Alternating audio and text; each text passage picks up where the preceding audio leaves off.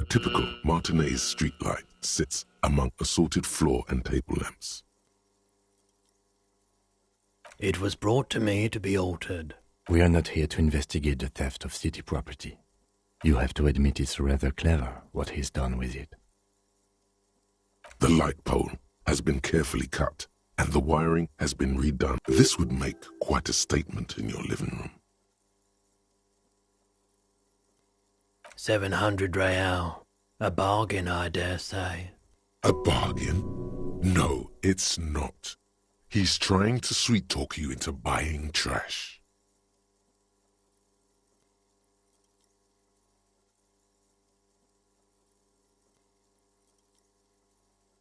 The light has undergone 3 transformations, and every transformation, large or small, has a price tag. The light has been removed and rewired. That's 2 transformations. But what about the third? The most important transformation is the light's placement among ordinary indoor fixtures, which has adjusted its morphological field. The light became suitable for use inside the home just a few days ago. Okay, that checks out.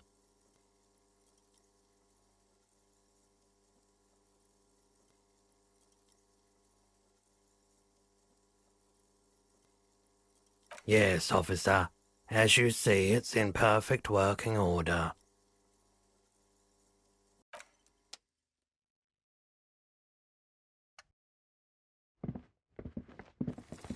You see rows of toy soldiers guarding the rest of the trinkets displayed on the table. Some on...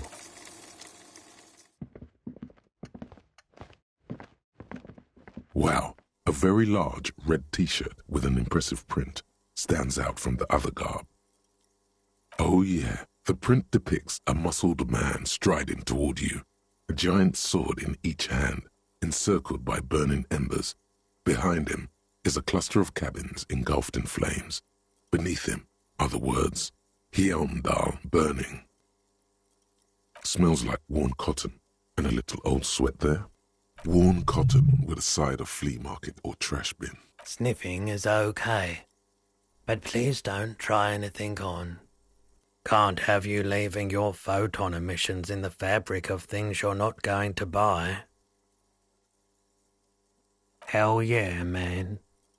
I don't usually carry printed tees, but this one was just pure exemplar. A fan? No, I wouldn't go that far. But I do think the Hjelmdalaman saga is an integral part of our shared reality. Most people don't think that the man from Hjelmdal really existed, but they're wrong.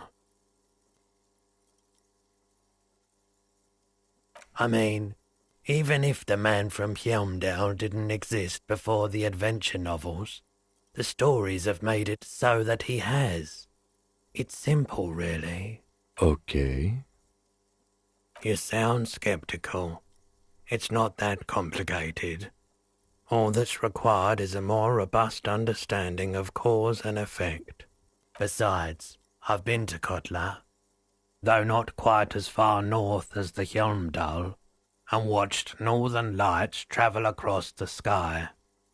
Very unique, energetic tides there. His theory isn't exactly incoherent, but its logic does suggest some unusual neural activity.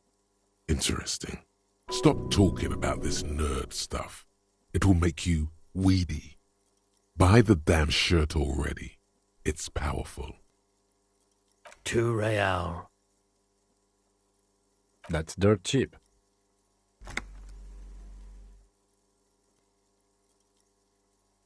But why?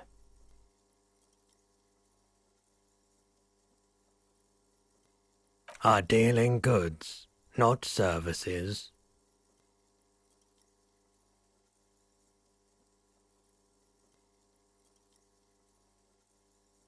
Welcome to Helmdall, officer.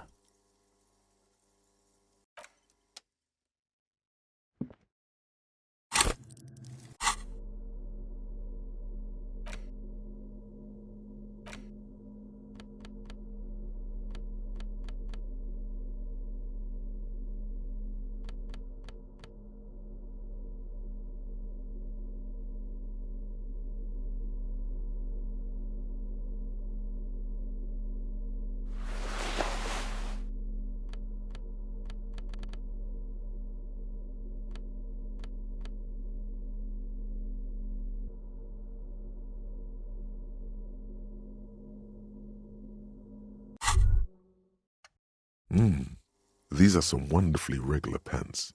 Not too tight, not too loose, moderate in every sense. You'll blend right in at some pleasant dinner party.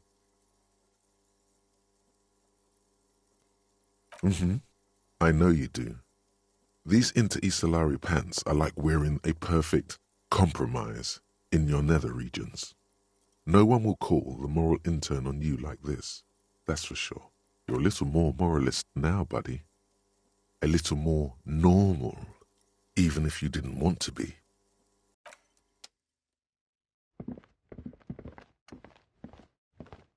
Yes?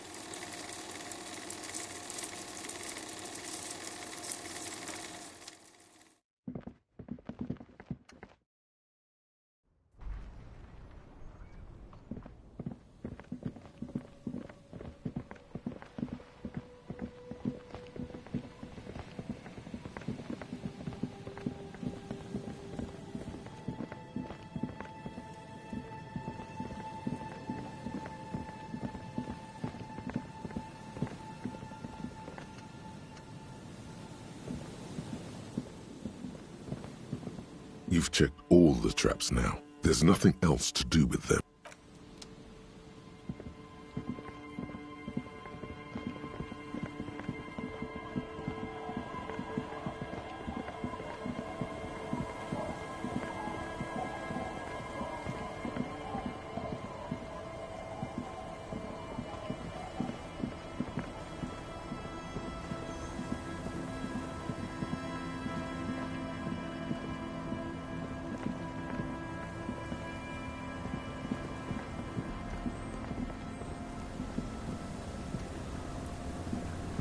Aye, the sea's gonna calm down soon. I can feel it. The wind is turning southeast. What's in your mind, officer?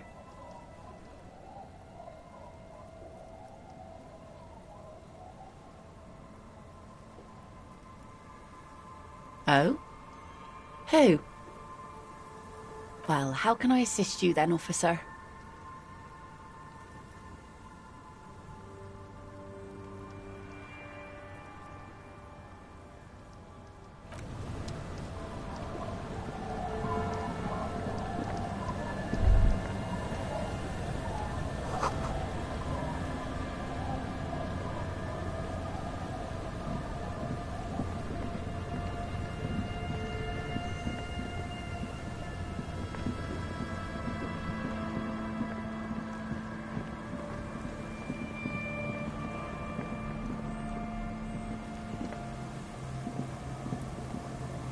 The old woman still sits in her chair, continuing with her chores. As she does so, she quietly hums to herself. The buzz of electric lights blends together with the slow rumble of the ocean waves at night. There's a gap where the name of that song should be. You should ask her about it right now. Yes, I can't really sleep anymore. Only a few hours a night. It happens when you grow older. My suggestion is, don't grow any older than you already are. That's old enough. What's troubling your mind? A lullaby my mother used to sing. I sang it to my kids too. It's an old Samaran children's song. Surrender to the night. That's kind of grim for a children's song, even if it is a lullaby. Yes, it does. I can wash it for you, but it's going to take about a half an hour. Think you can stay put for that long? Hell yeah. No, we must run around ceaselessly. It would be torture to stay put. I could use a breather. It's been another track and field day. Well, hand it over then, and I'll see what I can do. Must say, I'm proud of this one. It's pretty nice underneath all that filth. I hope you take better care of it than its last owner.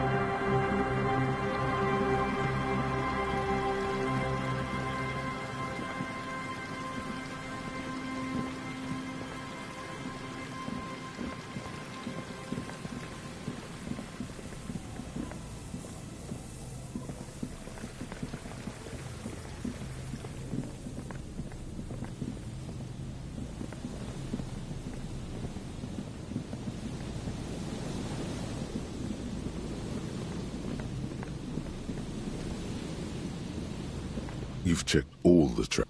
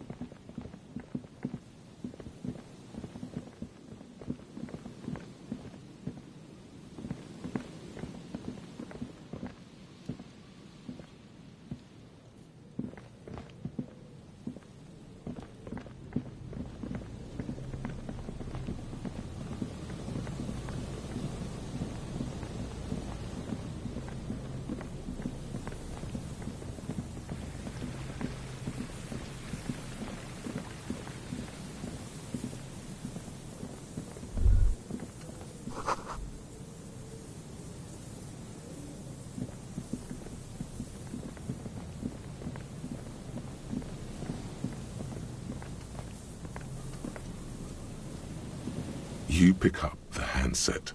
There's a tone. The machine is operable.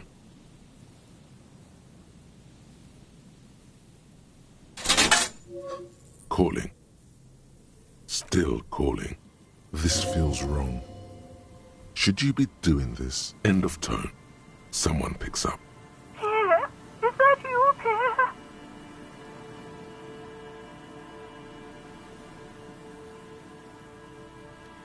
Do you have any news about Pierre?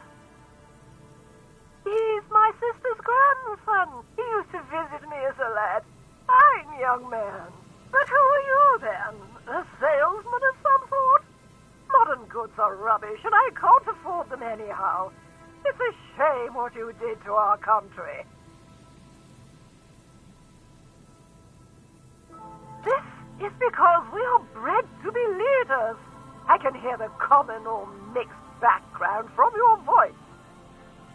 I just so wanted it to be Pierre. Have a pleasant evening, prankster.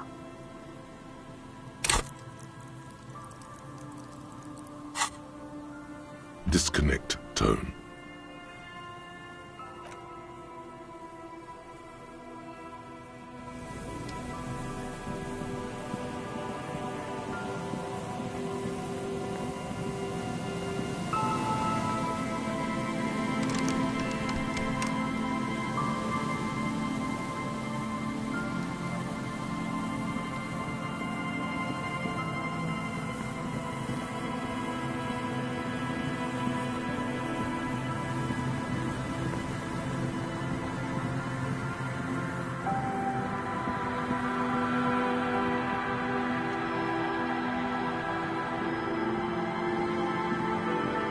Heavy wooden doors, more than twice your height, stand shut in front of you.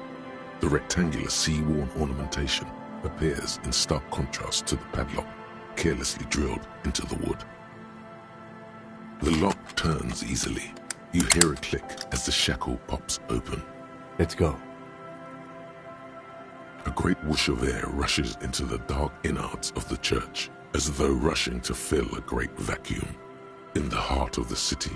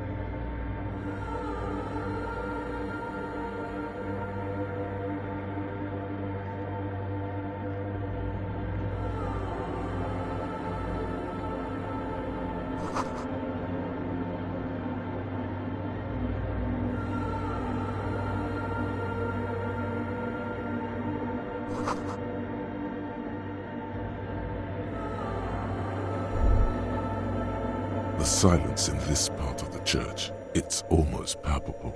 All the shifting matter and shuffling of living things is gone.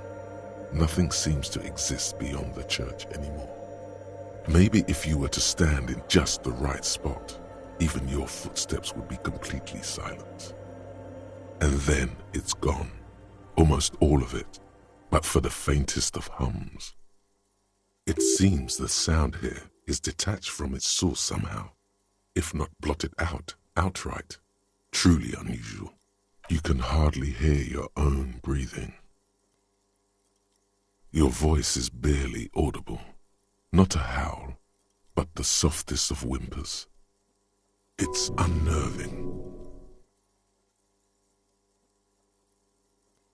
You produce a few muffled thumps, after which the silence feels even more total, somehow. The lieutenant points to his ears and shakes his head.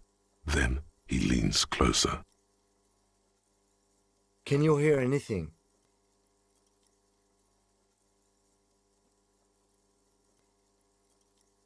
The church just has strange acoustics, some engineering trick. Maybe the church was designed this way to prevent boisterous activity, singing and dancing, on its premises.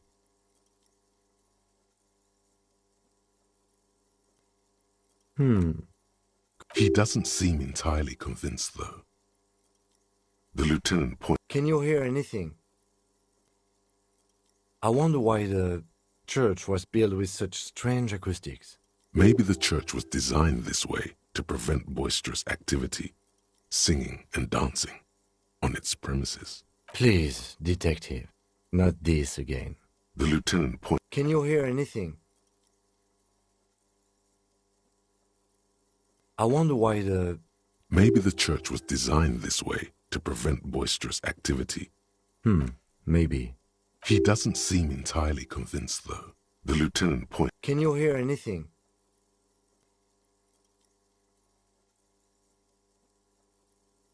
I wonder why... Maybe the church was designed this way. The lieutenant doesn't reply.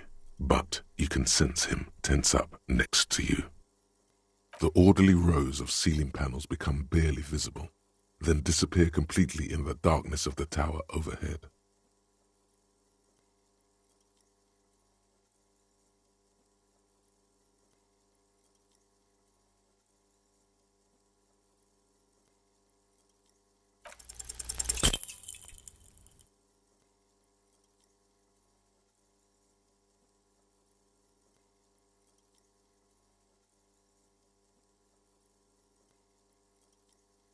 Just darkness without end. It makes your head spin.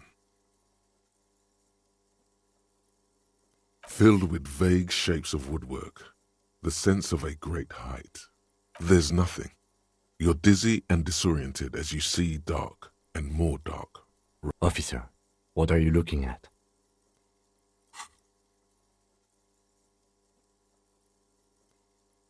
You see something hanging from the rafters, looking straight at you with dark eyes.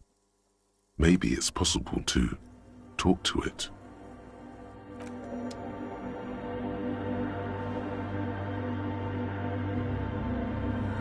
Is that a man? Looks more like part of the carpentry of the building came alive and is now studying you intently. The Crab Man.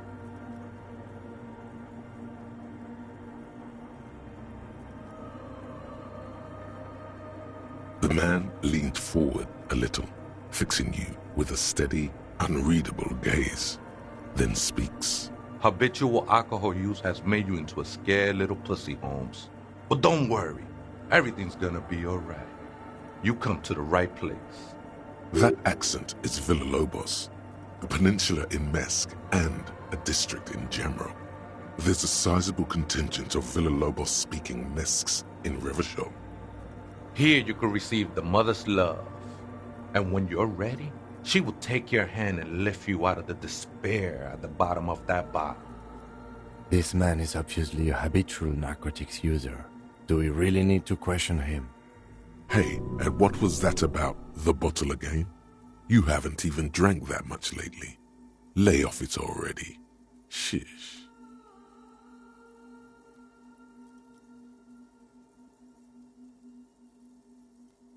Oh yeah, sure. You don't know anything about alcohol use. You got it all under control, Way. I could smell the control all the way over here.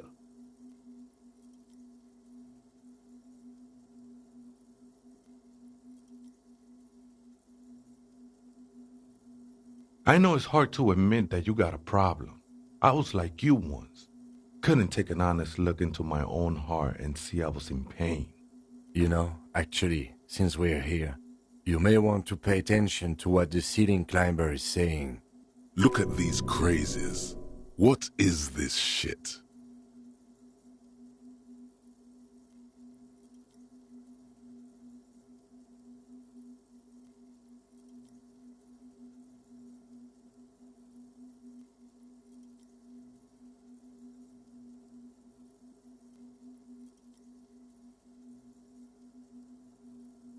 Don't trust me.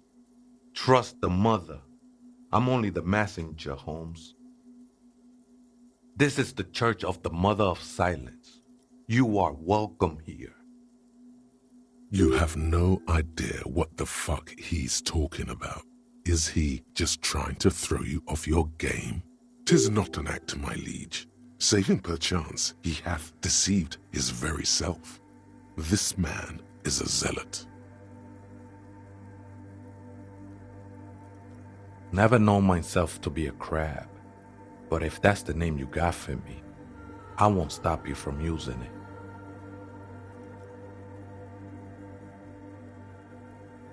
I always thought of myself more like a flame, flickering along the rafters and beams. It may be that I gotta work on my technique. That's not the only technique he's working on. Look at those carved sculptures. And is that a satchel of tools over there? Sure am. Whittling wood used to be something I just did to busy my hands. Now I use those same hands in service of something greater than my own restlessness.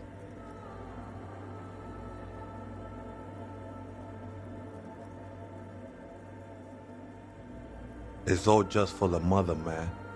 No need to overthink it. I was in a gangway, but my memories of that time are fading. Most of them are already gone.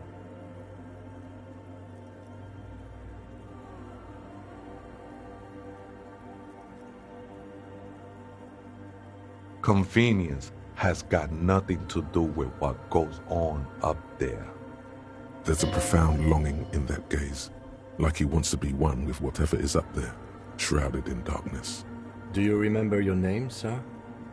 The lieutenant is not particularly interested in this information. He's just trying to assert some control over the conversation.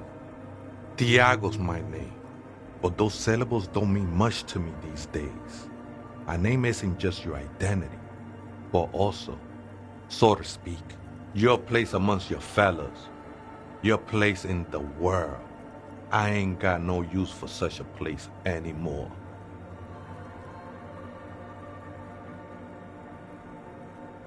That's just the thing, Holmes. None of that matters. This is a special place. There's a perforation in the world up there, a way out into nothingness. This church was built around it for purposes of veneration. I circled it, nurtured by the silence bestowed by the mother. One of these days, I'll be pure enough to go drink from it directly.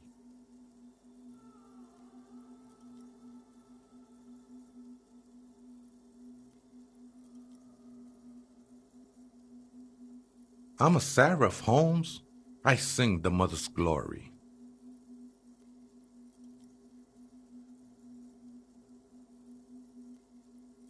I ain't from no Marietti, if that's what you're thinking. And the song I sing is silent as the mother. Marietti is a mesque style of music and dance, commonly seen at all manner of festivities, especially weddings. It's delightfully quaint, owing to its peasant origins. Oh, that's no simple question, Essa. She is one who can be painted or sculpted. She is a cavity in the dark beyond sense. She saved me, but I couldn't describe her to you. No one can, Holmes, and no one ever will. His adoration is beyond sexual. This cavity is something that no human form has. I will be incinerated, but not destroyed. Finally, I won with the state of the world before reality began. That sounds a bit like substitution behavior, no? You know a thing or two about that. Hard to say. I think I did some construction work here, back when I still had material worries. Up there, I realized what the true purpose of the church was. Been spending a lot of time here ever since. The past is nothing to me now, eh? It didn't belong to me. It's not like that at all, man. It's just faith and joyful service. Too gleeful, those words. He is lying. Not to you, to his very own self. I heard that before, Way, and I know I can't convince you on the spot. But think, when's the last time you woke up from silent communion with a hangover, regretting what you did last night?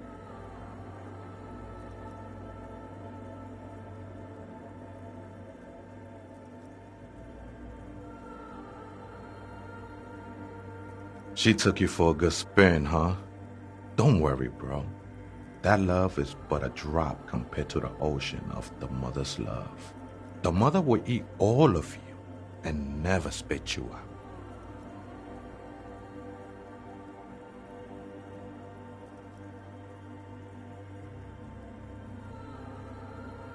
No worries, man. I know this shit takes time.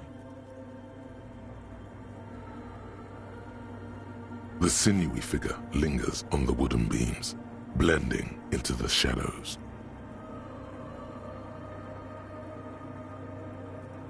Police raid a while back. Did you witness it? Not really, or at least I don't remember much of it anymore. The mother's love has done its job. That's what's so great about the mother. It lets you forget about everything.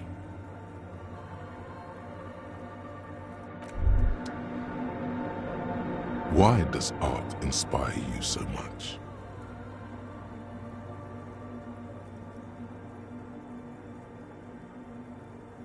Excellent question. Art is a diverse range of visual, literary, auditory, and performative creativity. It's an expression of imagination and technical skill. Additionally, it's history, criticism, and pure enjoyment. In short, art is the highest form of human communication, representation, narrative, emotion, and agency intertwined. Have you looked in the mirror lately? To be honest, you have the exact features of the modern artist, with that wild hair and those clothes. Perhaps you should try to write poetry someday and critique architecture. Of course not. It's autism, box drawing, masturbation with a ruler and a sextant or whatever they use. You should demean and criticize the genteel institution of architecture while extolling the virtues of the pure arts. Only the most experimental kind.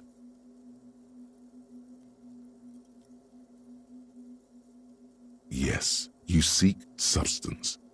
No vapid representations and reproductions of social mores as made manifest in stuffy biennials. We're talking real living art here. Become the art cop. Half art critic, half cop. Quit being so indecisive. What are you going for here? Some kind of indecisive and camp aesthetic now? Strike a bold shape here. Go art or go home. Exactly. It's not only your duty to only catch the criminals off the street, you must also apprehend criminals of the printing press and the gallery, the trite and derivative artists and writers of the world. Go ahead and provide savage criticisms, art cop. The world is yours to rip to pieces and reassemble.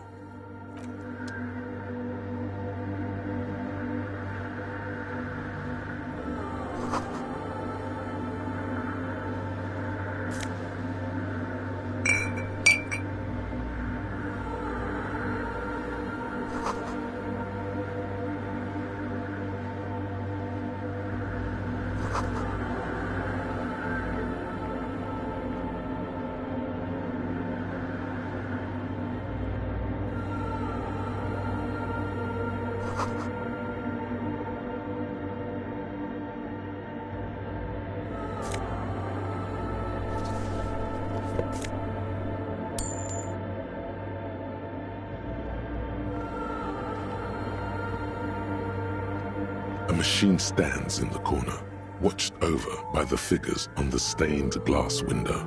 It's turned on and quivering with soft electricity. Another radio computer. And this time it's already turned on. We should leave. I doubt this place bears any connection to the case.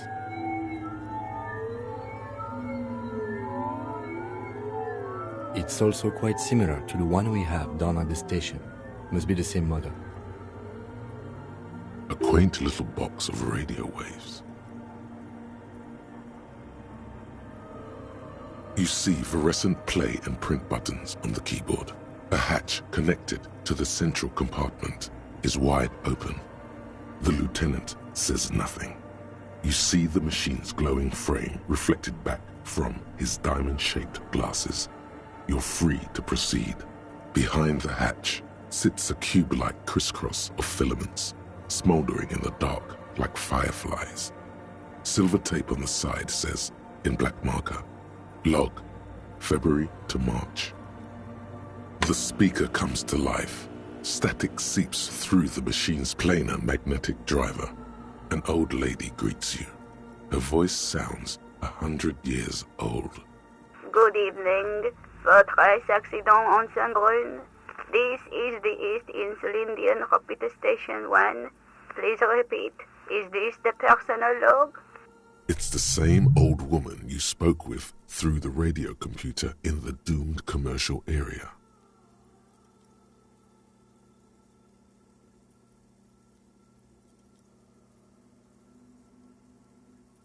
Good, thank you.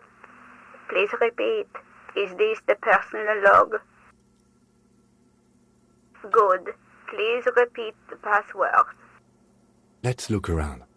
There's no use trying to guess the answer. Received. I will register this login attempt. Votre accident. Is there anything else I can do for you today? I have 2 machines registered to this company name in Martinez. One on Saint-Brun, the other on Rue de Saint-Ghislaine. Saint-Brun, that's the church. And Rue de Saint-Ghislaine? That's the doomed commercial area. Anything else I can help you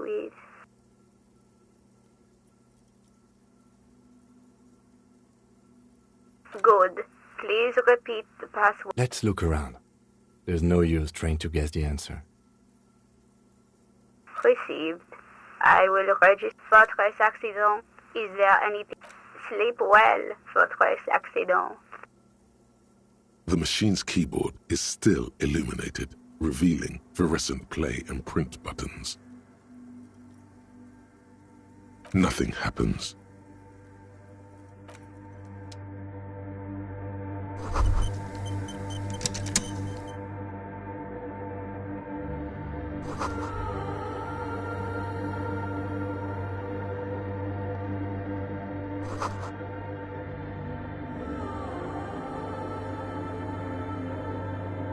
In white, silver, and apricot faience, the young mother of humanism stands above you. A crack runs across her body. She is impossibly tall, oval-faced and sad, a dark and radiant majesty. This is her innocence, Dolores Day. Cradled in her arms are a pair of glowing lungs, clearly visible from underneath her flowing dress.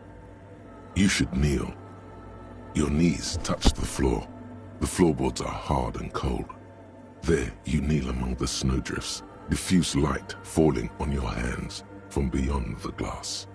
The world is silent, but for the creaks and cracks of the massive wooden structure behind you, it covers you from the wind outside.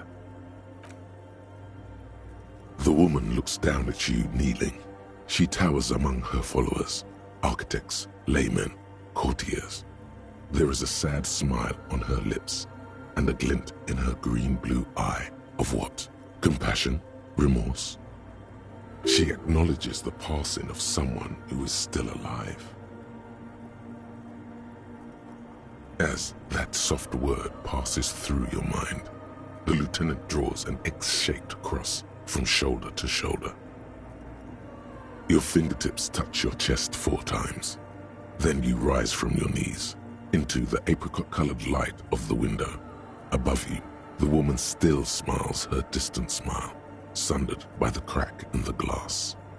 The old woman in the village was right.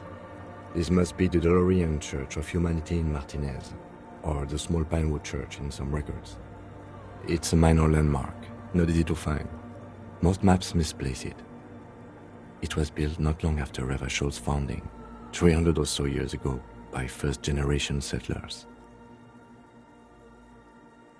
On the coast of an uninhabited archipelago where only animals had roamed before, in the wild reeds.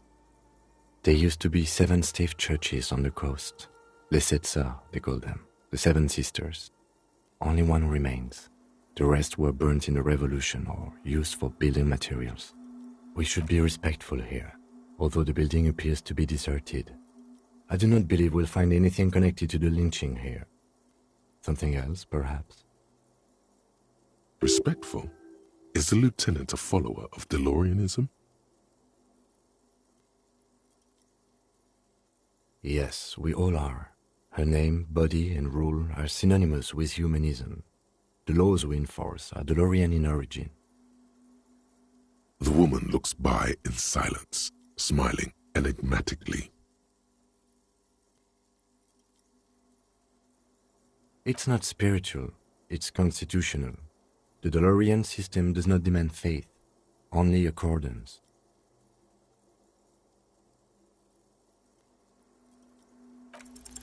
It's a mystery sprinkled with self-pity and regret.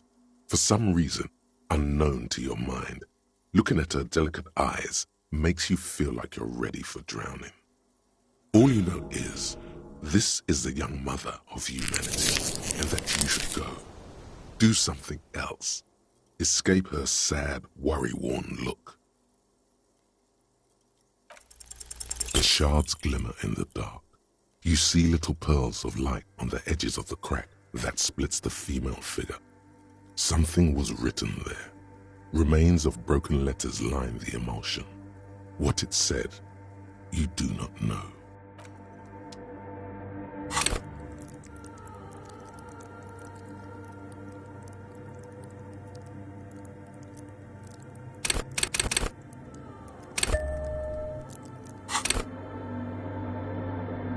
The mother of humanism stands above you, a precious and complex wax painting on a single pane of glass. Nothing, just the edge of the crack sparkles in the dark.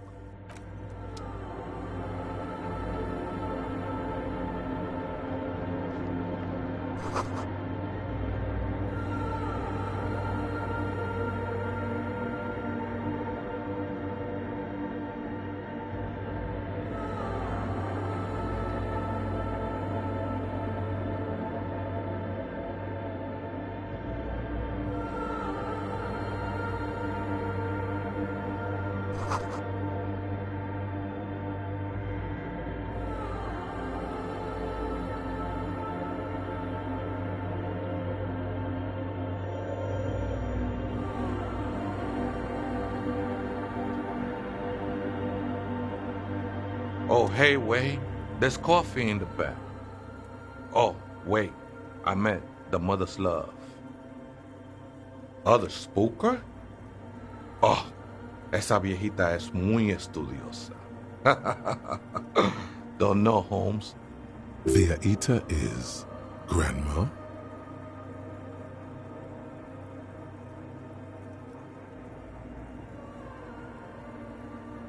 No. I just call her viejita because of her clothes. She's actually quite young. Or maybe not that young. Age is just one of the many masks we wear. That's what I said, Holmes. Don't really follow her comings and goings. Just see her typing on her computer now and then. We got different interests. I'm afraid not, Essay. You just have to wait until she comes back, or search through her radio computer.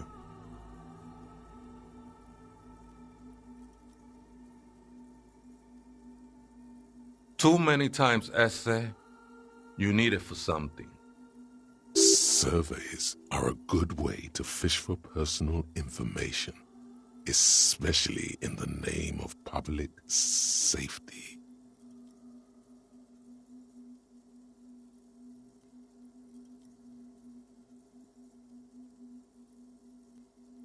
Don't sweat it, vato. The password is afterlife death. What you think of that? Makes me almost pity la niñita pequeña when I hear it. I think we're done here, Essay. That was an interesting conversation. However, I'm still not sure how it's relevant to our investigation.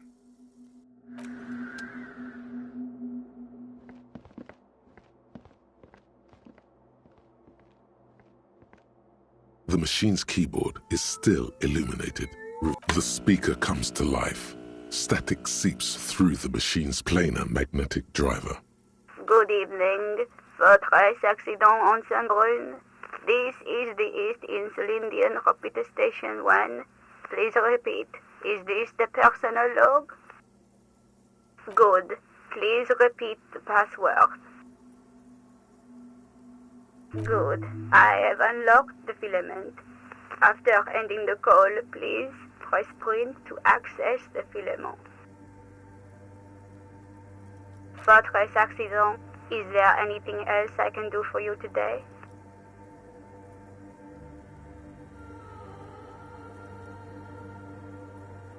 Sleep well, votre accident.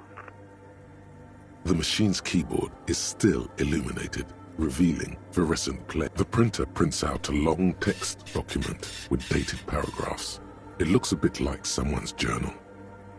The first entry, made on the 4th of February, 51, by an unknown author, is short and concise.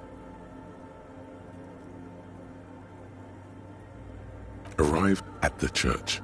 The door was boarded up, so I used the crowbar to get inside. Looks like the place has been deserted. Nothing out of the ordinary, but I'll ask around. Need to figure out how to get the electricity in. The lieutenant leans closer, scouring the printout over your shoulder. Just as you finish reading, he looks up, muttering under his breath. 4th of February. That's over a month ago. Whoever set up those machines has been here for quite a while. Our case? No, I don't think so. It must be some local eccentric. 6th of February, 51. Had a little chat with the local fishermen. Said I shouldn't go near that place, that the church was spooky and ridden with narcotics. It's a little spooky, all right. Still haven't figured out the electricity. See? Even one of the spookers themselves says it's unnerving. What was that about narcotics? This could prove to be interesting. I doubt that we can find any. It's just idle fishermen's gossip to scare away the kids. Nothing spooky about this place either. It's just abandoned and cold, and in an awful part of town. Then why doth the lieutenant protest against spending time here so often? 7th of February, 51. Finally got the electricity in. Next on the agenda, a new antenna. I'm thinking ESCA series, something advanced. Why would anyone need any of this equipment here? 8th of February, 51. Bought the antenna, had some problems setting it up. Called Simon for help. Heard the others are back to making art. Drinking somewhere out of town. Sulislav started a rock band again. Lexi has been seen asking money from strangers. But at least the artists have their act together. They're qualified labor. They can get work anywhere. Graphic design, ads. The programmers are doing fine too. I mean, they're programmers. The writers, though, they're fucked. I just have to find out what caused that data loss and be done with it. Still don't understand how it managed to wipe out the backup, when the backup wasn't even connected to the front. I know. Everyone thinks it's impossible. They say I must be lying. I'm here to set it right. Seems like something to do with radio computers.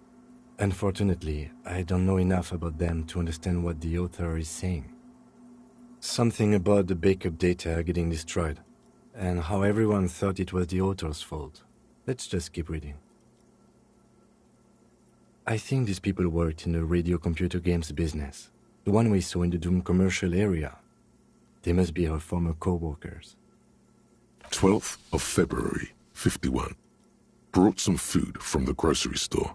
Apparently, there's a strike going on in the harbor. Definitely not happy to see the Martinez people again.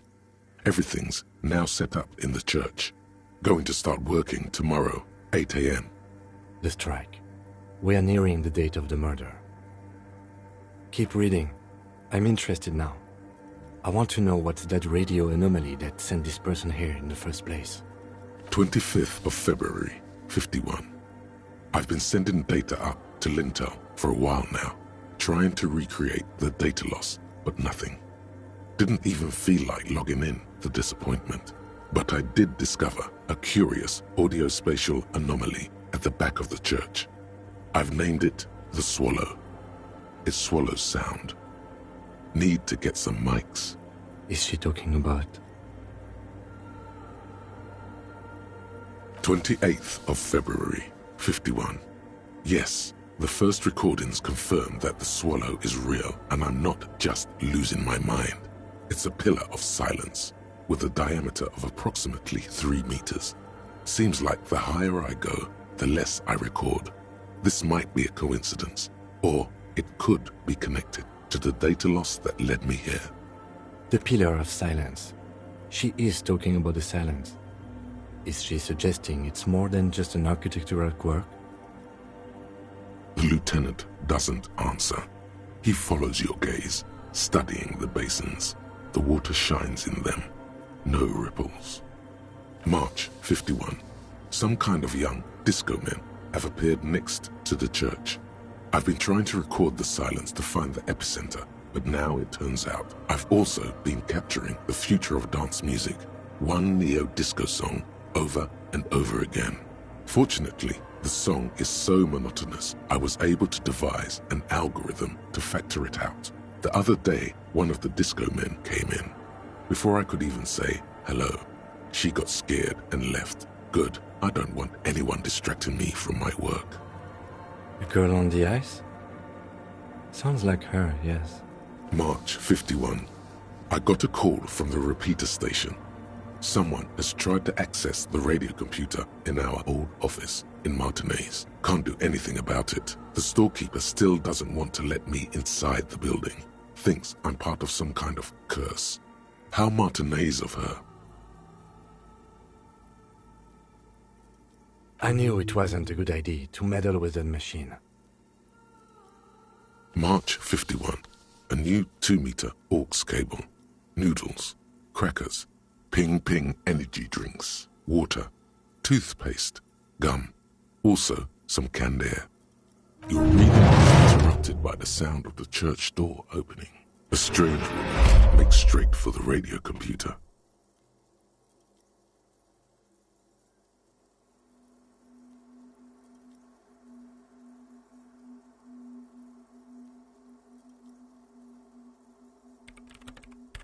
Breaking into my radio computer, I see. I do apologize for the intrusion, madame. We are with the RCM, you see.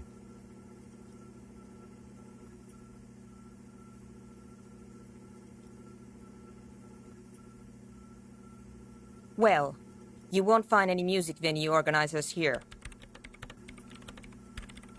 It's just me and my computer, and it has been this way for weeks. Now please give me some room. I need 2 seconds to see that you haven't destroyed anything. We should talk to her after she has rebooted the machine.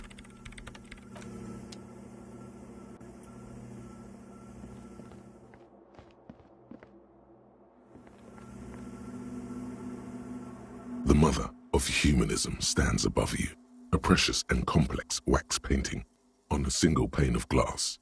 A crack runs across the length of her body, her face oval and sad.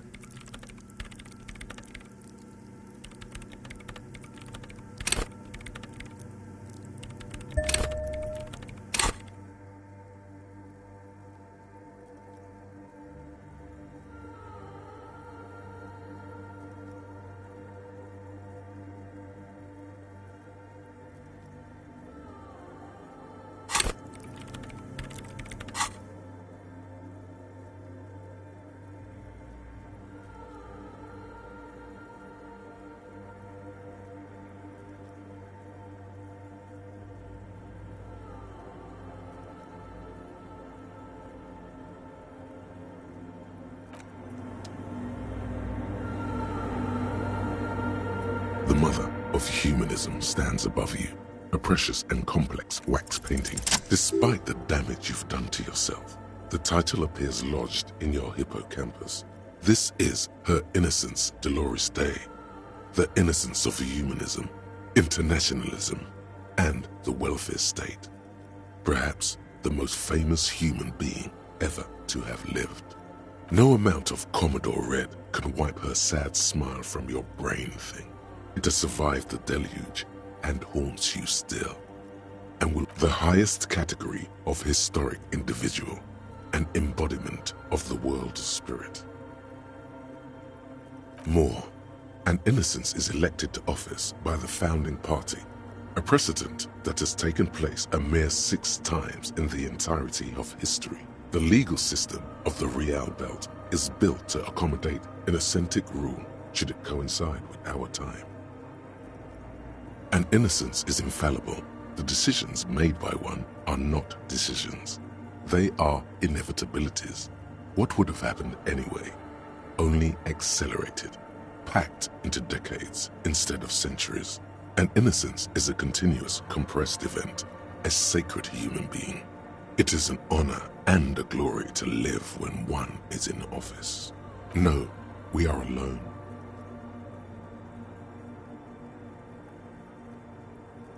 "300 years ago, in the wake of the discovery of this Isola, the Insulindian, by explorers from the continent of Muindi, she is, among other things, the innocence of inter-isolary travel and the connected world.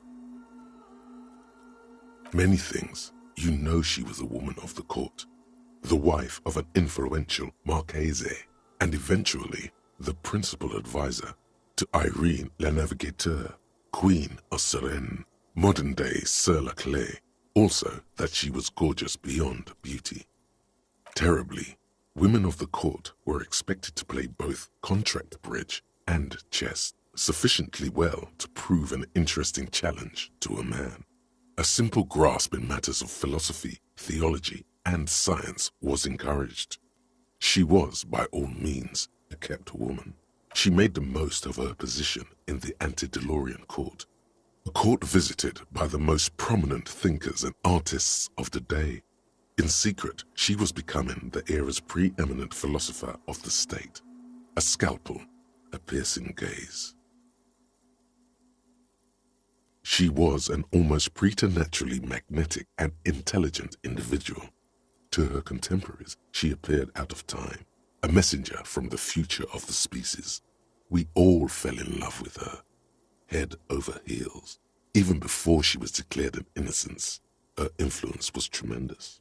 It was on her advice that Irene la Navigateur sponsored a number of voyages into the Pale, a costly, often tragic endeavor, ultimately vindicated by the discovery of the new world, the piece of reality you're standing on. She was crowned 2 years after the first expedition returned, setting in motion what is widely considered the greatest era in history, the DeLorean era. Wow, indeed. When her innocence was declared and the queen she had advised for years fell on her knees before her, she was so overcome with emotion that her lungs started glowing in her chest. Bystanders reported golden filaments lighting the already sunlit chamber around her, clearly visible beneath her dress. That is why the lungs are the symbol of love for the cultures of the Real Belt. As did we all. The lands of the Mesk and the Occident, and even far away Supramuindi, altogether 21 of the 40 Mundial nations of the time, immediately accepted Innocentic rule, even before her crowning. In a city called Advesperaskit in Vespa Messina, her homeland, the name of the city means evening comes, but it happened on a winter's morning, with the canals frozen and slush falling out of the sky. She was dressed in a white and pearl dress on an emptied-out plaza with the crowd far away. Already, her Theriers, the secret servicemen of the Innocents, were worried about an assassination attempt. Oh yes, she looked like humanity's young mother, a perfect mother, insultingly beautiful. It was as if her face and shoulders and hands were covered in a soft down of underfeathers. You know this well, very well. Midwinter snow was beating the cobblestones around her, A small attaché of officials stood by as her Therriers placed a white gold wreath on her head. The crowning was mostly witnessed by Secret Servicemen. One of the men in this Secret Service killed her 22 years later, a young man who had come to suspect that Dolores Day was not entirely human, but something else. Something that had walked in our midst, watching us stumble for hundreds, if not thousands of years, until it decided to interfere in the course of our history. We were supposed to come up with this ourselves, the man was reported to have screamed at the innocents. Dolores Day was shot in the chest with a fowling piece 8 times. The man, thought to be insane, said he once touched her and her body had been unnaturally warm, like a furnace, and that sometimes, while on duty, he observed her forgetting to breathe for over 10 minutes. This inhuman quality was witnessed by many others as well, glowing lungs and all. It is commonly attributed to mass hysteria and religious psychology. Terrifying is a term too emotionally charged for your semantic memory, or what remains of it. But although she is often considered to be the greatest human being to ever live, there was something ominous about Dolores Day, constantly surrounded by her Therriers. She was the most socially secluded and least self-aware of all the innocences. Some modern thinkers would consider her a war criminal for the campaigns she waged against the Mesk state. And then there were the resettlement programs. The Mesk state tried to detach itself from innocentic rule. Parts of the world were experiencing whiplash from accelerating into secularism. Her mandatory education programs and mass resettlement of upstream Marguerite were problematic as well. Dissenters were suppressed by a military force she called the Army of Humanity, suggesting those who fight against it are not part of humanity. She adored chess, yes, but also military war games. Dolores Day often holds a tiny tin soldier between her index finger and thumb. In icons such as this, she was also blonde, the blondest woman you have ever seen, with green eyes the color of the Pacentic, mare interregnum. Little is known of her Marchese husband. It's as if he vanished from history after completing his role, which was to introduce Dolores Day to court. In conclusion, yes, there is something lonely, paranoid, and even terrifying that people seldom mention, but feel when they think of her. This subtle terror is part of her iconography. Lieutenant Yefrater, you've stood there for over 5 minutes. What are you thinking of, if I may ask? She's been dead for 300 years. I am almost 1,000% certain she isn't connected to the case. None of this is, in fact. This church, the coast, this isn't a good place to get lost in.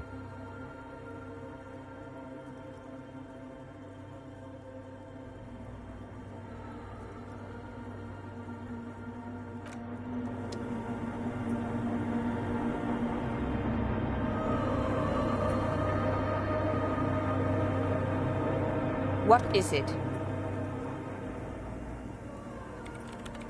No, you just printed out my personal log and wasted some paper.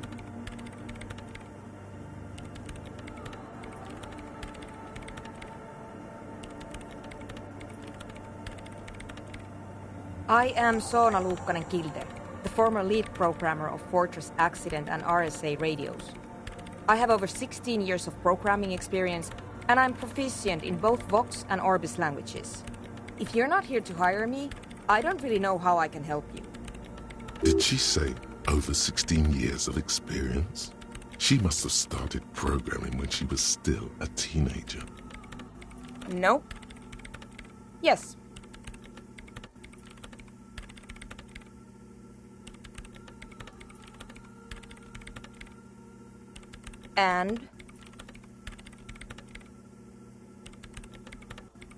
I don't care. I don't care about crabmen. Wow, she really doesn't. Not afraid, this one. I brought them here. These are my machines. Please don't touch anything. I use the AR-1 as my RAIN Prefect's processing unit. RAIN Prefect, my radio computer. Yes? You really don't know anything about radio computers, do you? All right. Well, all radio computers perform operations up on air. So in order to gain more processing power, you need to invest in a good antenna. On the front, the unified front of radio waves, licensed and controlled by Lintel in the East Insulindic region. It's all around us. That's what on air means. Like love. I guess it is. So far I've been quite satisfied with it. Martinez is an unstable region with bad coverage, and the operation has been surprisingly stable. But it's not the cheapest one on the market, so I wouldn't recommend it for your regular red tape operations. Fraser 1000 is a foolproof line for civilians. Anyway, you should do some research before you decide to buy anything. Ask around, compare the prices. There are many milieus dedicated to that sort of thing. I'm working. The machine seems almost alien with its pulsing core, the light casting her face in a strange shadow. Could you just shh for a moment? Or get to the point.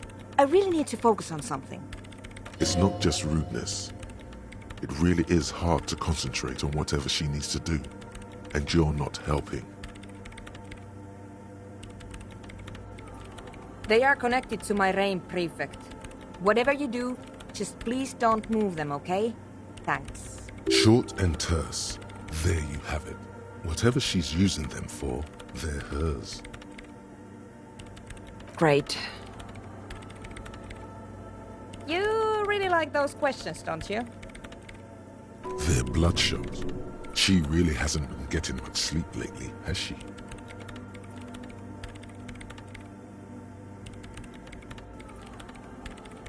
I'm conducting scientific research here. You can't throw me out. I'm looking for the location of a 2mm hole in the world. Wait, what? The lieutenant raises his brows, but doesn't say anything.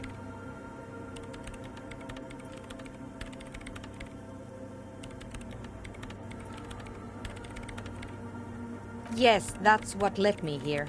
But I suspect it might be something a bit more complicated than that. Exactly. What does it mean? Up to now, it has been impossible to say what it is because it's impossible to measure nothing. What do you think it is? What qualities does nothing have? How do you measure something that does not exist? Easy. You measure it by the world around it.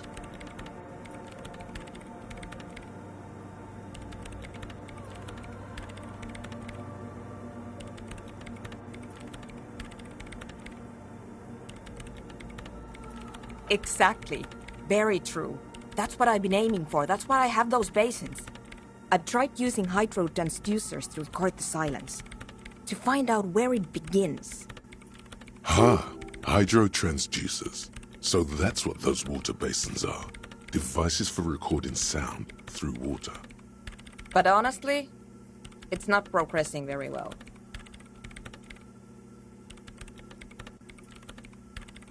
Somewhere underneath those roof beams, I assume. Only a faint crisscross of rafters can be made out from the dark. Most of the tower disappearing into the shade. There's this place at the back of the church, a place where all audible vibrations seem to decease. I've named it the Swallow, and the higher you go, the less you record. The Pillar of Silence? Are you sure it's not just an architectural quirk? Maybe, but it's oddly close to the physical coordinates of the data loss that led me to this place. I know. No, I don't. Because it's just trial and error, trying to locate the swallow, the exact point in space. And I don't have a... You know what? It would be really helpful if you could just stop talking and let me work. Great. Thanks.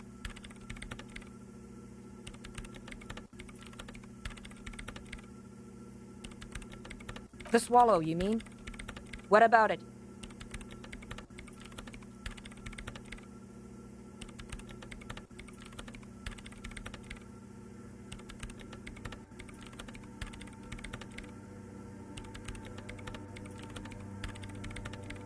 Great. Thanks. What? I hate it. I bet she hasn't even heard it.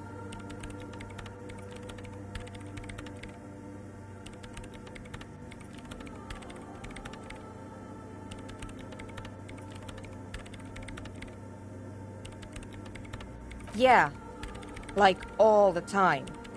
My tent neighbors don't really ease up with their partying, do they? Maybe I'd have to be on drugs to get it, but to a sober mind it just sounds like uninspired rug whipping. No idea what it has to do with either dancing or music. This is about those speed freaks in the tent, isn't it? I've got some news for you. It's not a nightclub they want to build here.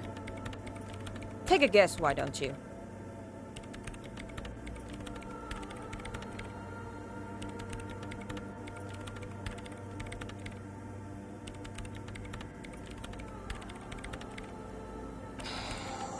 I can't believe they got you so easily. Go have another talk with those up-and-coming entrepreneurs, will you? Thanks. Good luck. I'm not coming in there.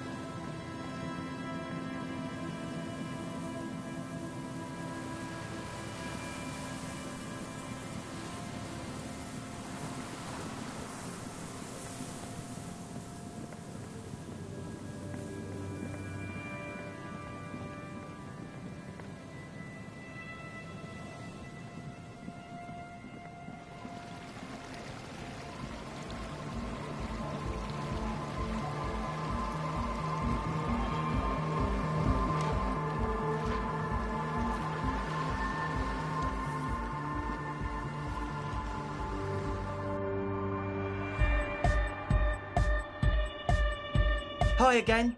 So, how are things going?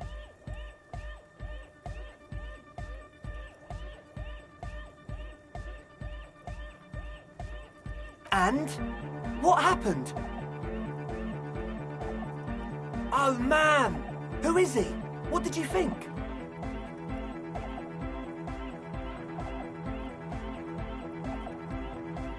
Really? Huh. Interesting. What's he doing in the church?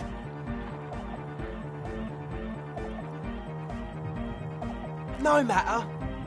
Is he gonna be a problem? Yeah, Noid is right. let's get back to the point. What are we going to do about him?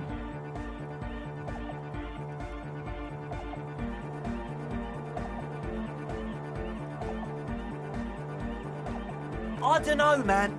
Doesn't it feel like a major hindrance to you?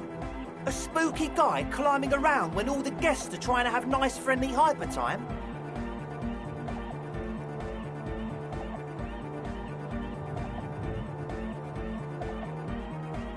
I guess it's not a massive problem, now that I think of it. Everyone is welcome to dance till the morning light! Yeah! Maybe. I guess we'll figure something out. Okay, but what about the other spooker?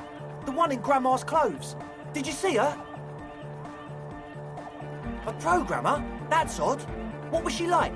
Did you ask her about the nightclub? Come on, man. Who will you trust? The spooky programmer or us? We just want to make the world a better place. Feel the love! Get down and feel it! A half-hearted sell of something which does not seem worth buying.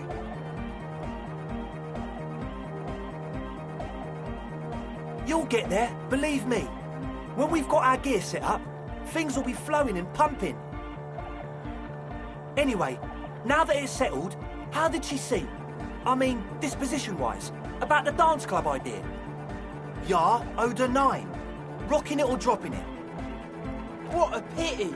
That's my favourite thing in the world! And she doesn't like it at all! A shame. What can we do now? Do you see a way out of this jam? And into a laser-lit future of dance and unity? Unity! Dance! And you can't just evict her?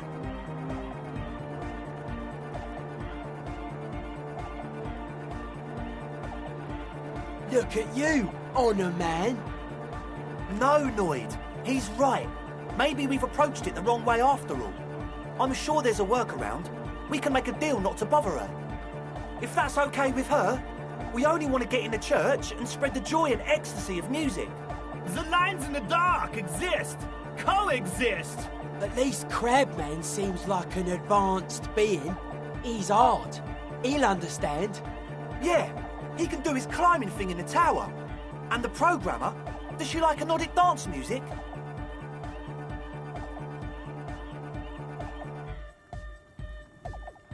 Egghead cannot believe what you just said.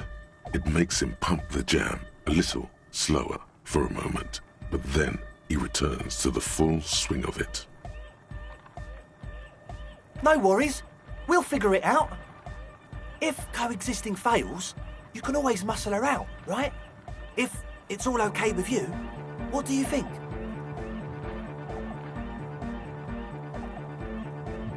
Excellent! Good luck, my friend.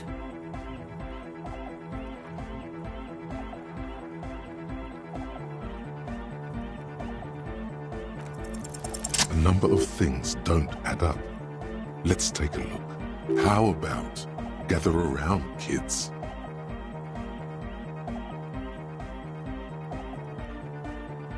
The young speed freak puts down a busted capacitor and looks at you.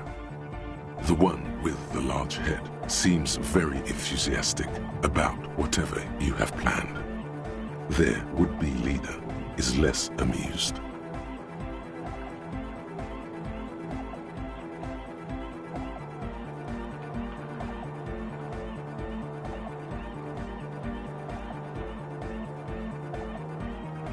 What things?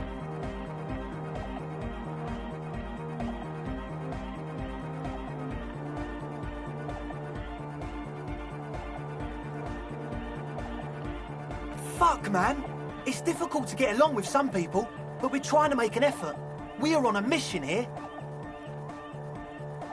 I have no idea how you arrived at that conclusion, but it's wrong. Look, we even have speakers. One speaker. They have one speaker. What do you mean, friend? It's a one-speaker system. It's monodynamic. You wouldn't know the first thing about sound reproduction in anodic music. Other speaker. This may be the brain damage talking, but you've definitely never heard of monodynamic or one-speaker systems. What do you know about spinning tape? Nothing. I'm sorry, but there is no lab equipment and no drug ingredients. He said it was for his nose. What more do you want? Likely pseudoephedrine, almost exactly the shape of ephedrine. Ephedrine makes you happy, and so does pseudoephedrine. And of all cellular-based life, what's your point, Lawbringer? No shit. That's... Come on, that's... I meant to say, not true.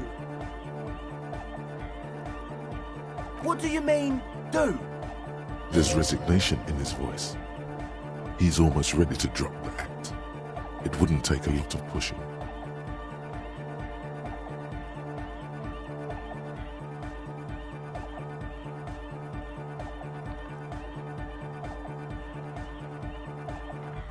What do you mean by lenient?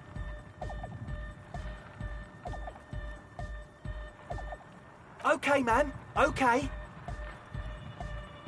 Things are just so hard for an entrepreneur in this city right now. It's not like we lied when we said we want to turn a church into the wickedest club in East Revershoal. Because we do! We totally do! We just need to turn it into a speed lab before. To get our foot in the door. Like I told you, spooky arseholes moved in while I was getting all this stuff together. A month ago, the place was empty, and now it's all spooked up. No, man, they're spooky all right. It's just that they would also probably call the police if we started cooking speed in there. But the sign was way off too. I couldn't feel the love at all. Sir, you promised you'd be lenient. This is it. Judgment time.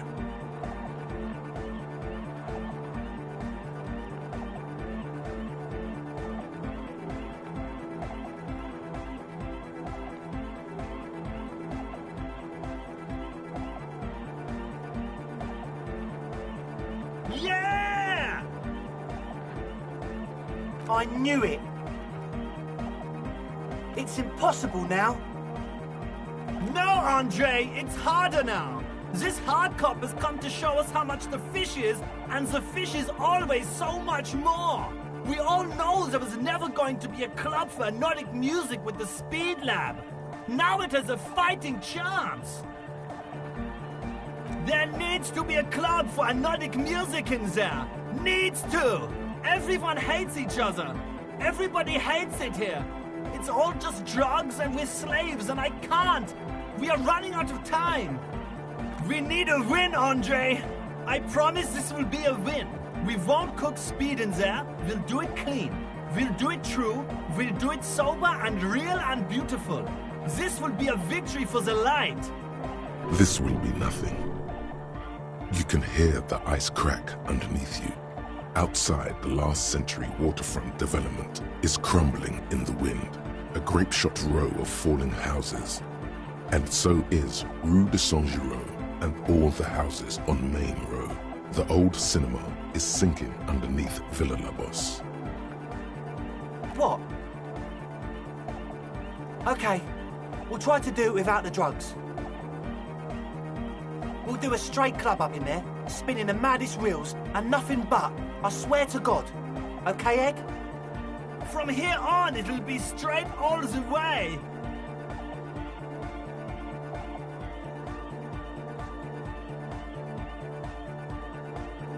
Goodbye, officer.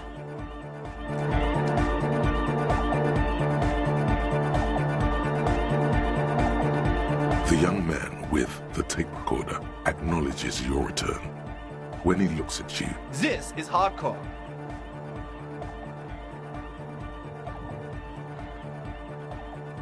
Hardcore!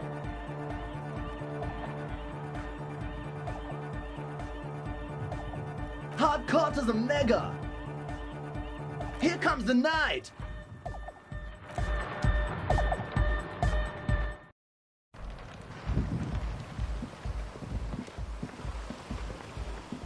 Hello again. I did, and I'm sorry. For what it's worth, which isn't much. This is why I didn't go into the tent. Typical delinquency. You don't get to choose your posse, they choose you. Mine are idiots, but they're mine. I tried to talk Andre out of it. I know. I should have been able to control them, and I will in the future. I promise. May I ask, what did you tell them? Thank you. I'll get them under wraps, I promise.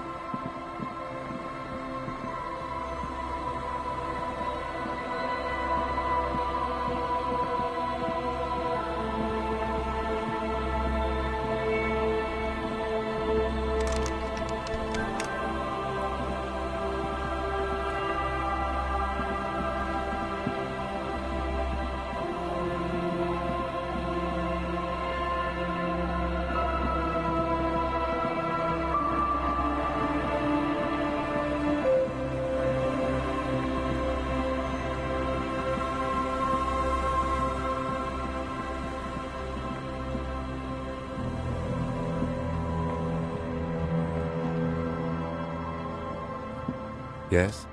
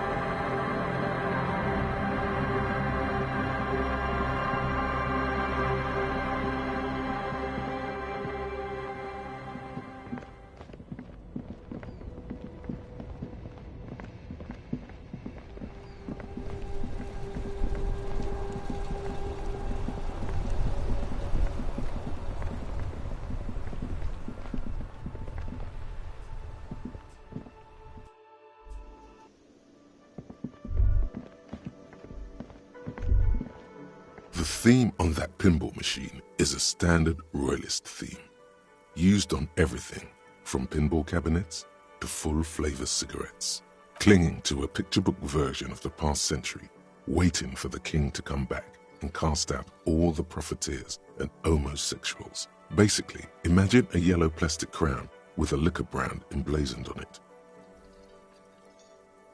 It comes free with a six-pack of Vermilion Roy d'Or. The words Roy d'Or are stamped into the crown's plastic. The sentiment is called anti-centennial nostalgia, pining for a time before the turn of the century. It's common even now, after 50 years.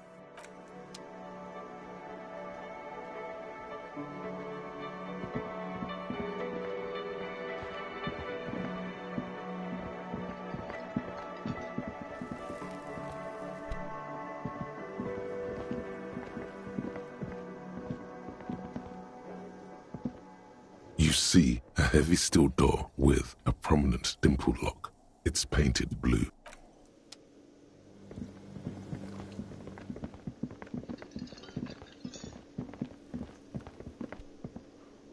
Hey, was there something you needed?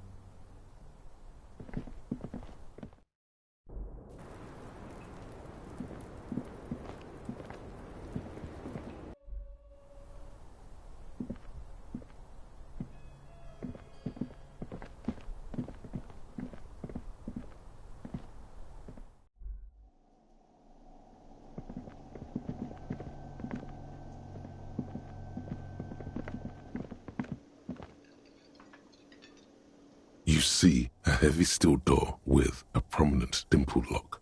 It's painted blue.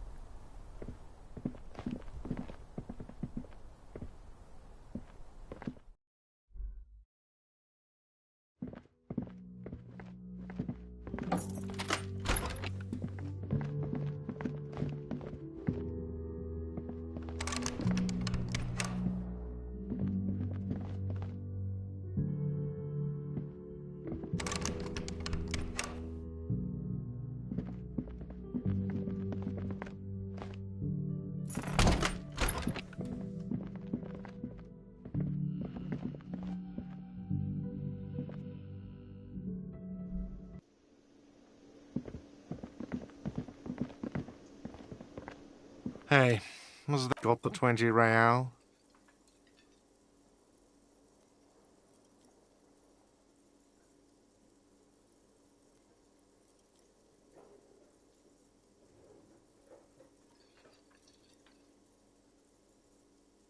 Then why are you wasting my time?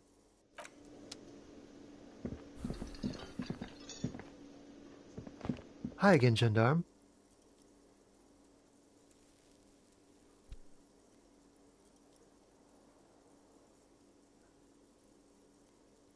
Oh yes, let's see. He knocked on my door. Sure. Anything else on your mind? It's the sports. He's a sports guy, all about that physical prowess and athletic skill. Nothing else here. Bye-bye, Gendarme.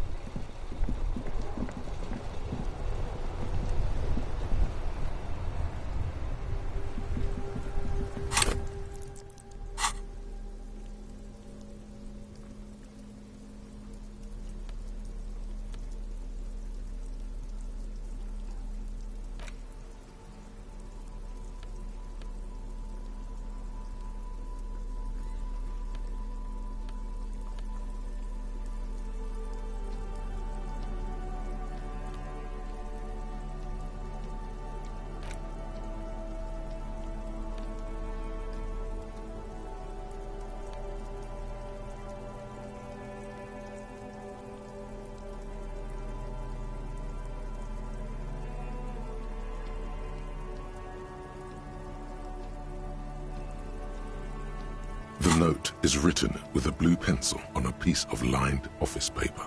The kitchen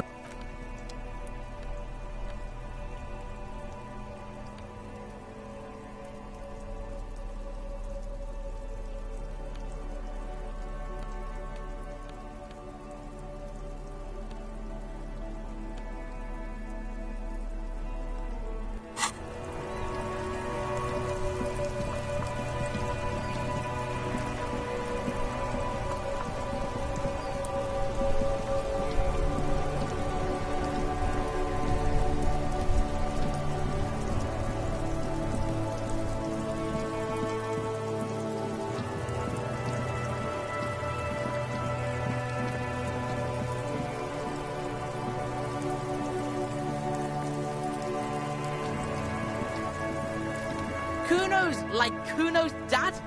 Kuno doesn't The trash container stands in the spring snow.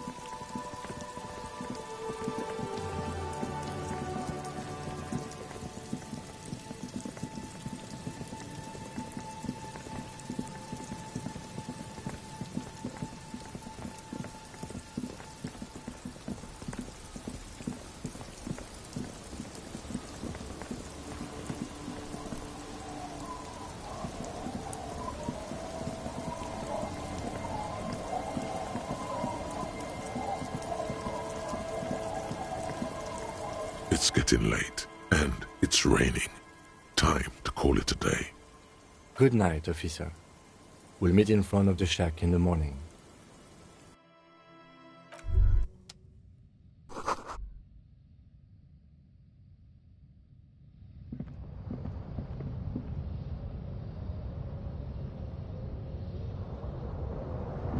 On the table, you see a bowl of water, a rough soap, and next to it, the water reflects back a vague image of your clean-shaven face. Despite the bulbous nose, unkempt hair, and persistent swelling, you look a little younger, maybe. You almost look like a professional.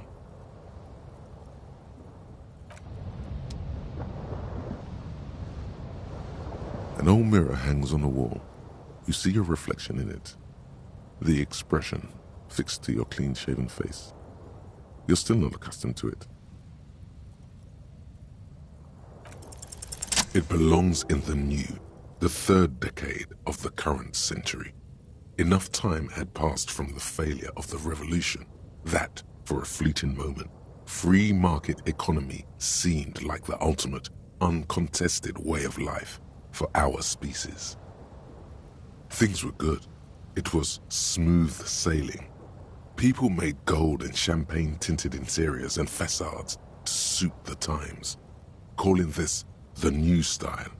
But more importantly, disco happened. For Revachol, your city, that meant only one thing. Guillaume le Million. If it doesn't rhyme, you're not pronouncing it right. Out of the dazzling swirl of disco music, in an open-air boîte de nuit, somewhere in Revachol West, Guillaume's blonde mane appeared on the screen. He sang some bullshit. Then he made the expression. Everyone loved it. Maybe you thought some of the stardust would rub off on you. Maybe it did. Either way, it's all gone now. Only the grimace remains. The click is used to spur on a horse. It also features heavily in Guillaume le Million's regional mega hit, Don't Worry, Your Pretty Little Head. Sometimes you like to add finger pistols to the mix, Because, unlike Guillaume Le Million, you are a police officer. It's your nifty little way to say, I'm armed and dangerous. There is a vast ocean of time between right now and the expression, looking good on you, or anyone. 2 decades, if the calendar is to be trusted. Humanity has run aground in that time. It's a different world now. The expression is a relic. You have some understanding of the near history of disco, plus the trivia you've picked up along the way.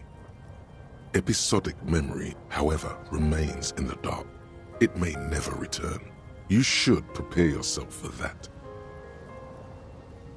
It doesn't have to be. You can swoon over Guillaume and his champagne-corked smile whenever you want to. Maybe some of the stardust will return.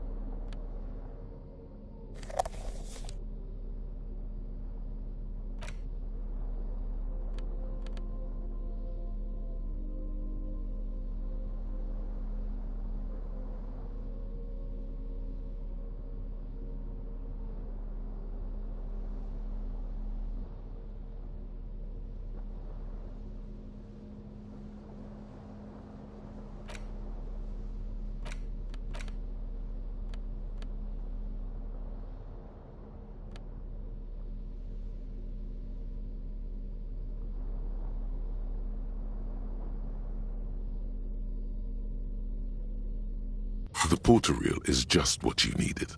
The reel's attached to the apparatus with a satisfying click. The tape is routed behind the magnetic reader. You press the large button marked Commencer, and the tape starts spinning. There's a small delay before the song starts playing. It sounds like someone's moving in the room, getting comfortable. Then the organ starts playing a simple, melancholic tune, echoing in the hallway. A lone singing voice joins in, telling you about the tiniest church in Cessons, surrounded by even tinier yard. You almost feel the seaside mist on your skin. It's mega sad.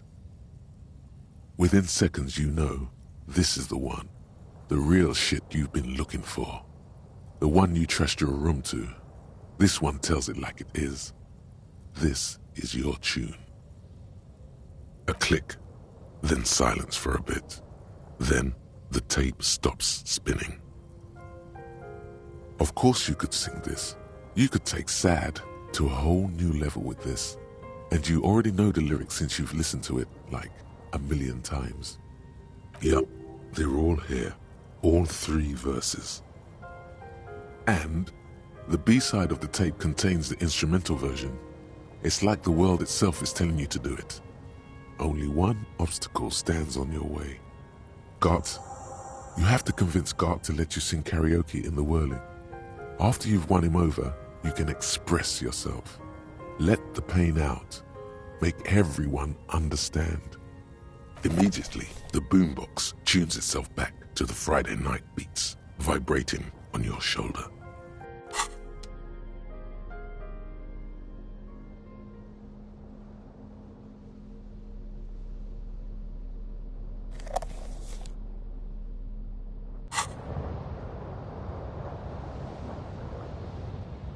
The bed is comforting, if a bit run down.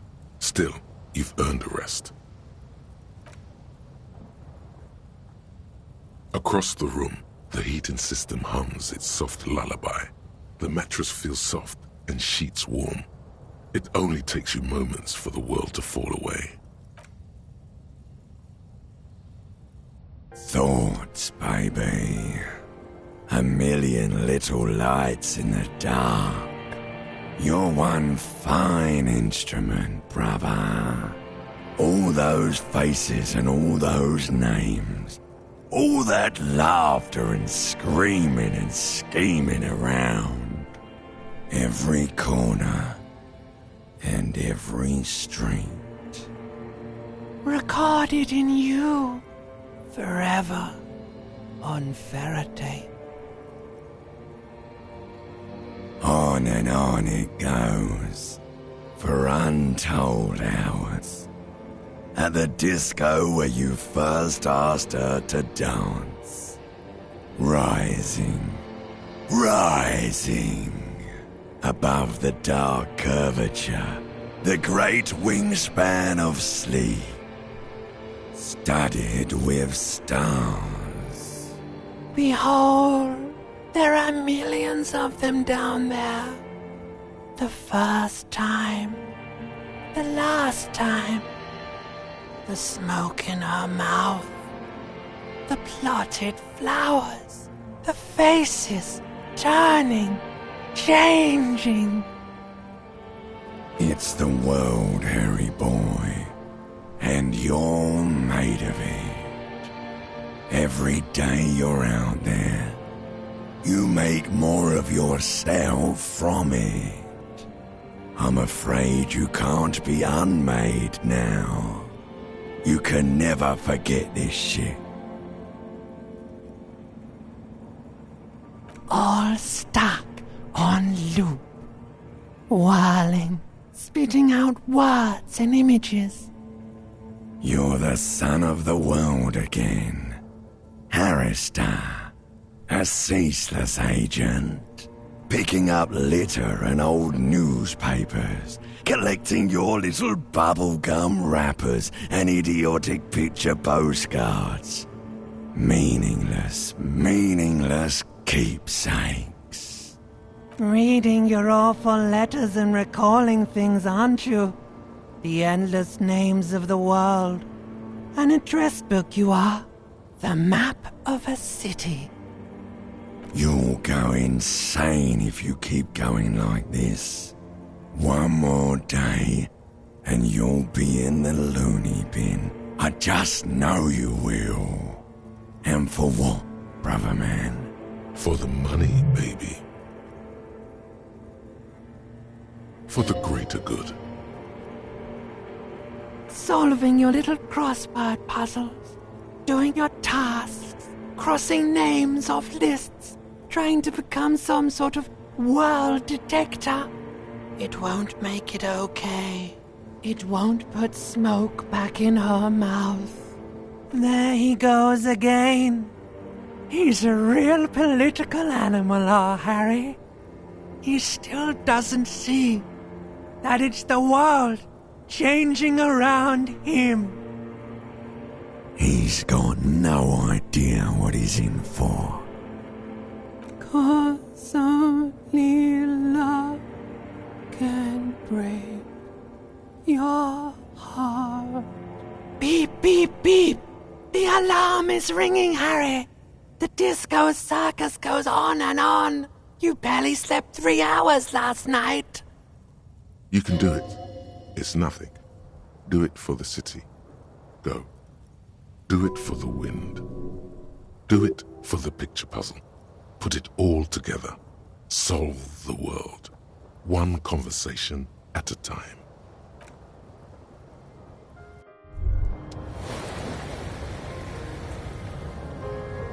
Good. You're up. Listen, there's something that's been bothering you for a few days now. It's a suspicion, or a feeling really, that things are not quite in hand around here. An earth-shattering deduction from your psyche. What will those guys come up with next? Every day, things seem to spin more and more wildly, out of control. The center isn't holding. And despite your efforts to moderate and contain these energies, things only seem to be getting worse. You've got to find out who bears la responsabilité.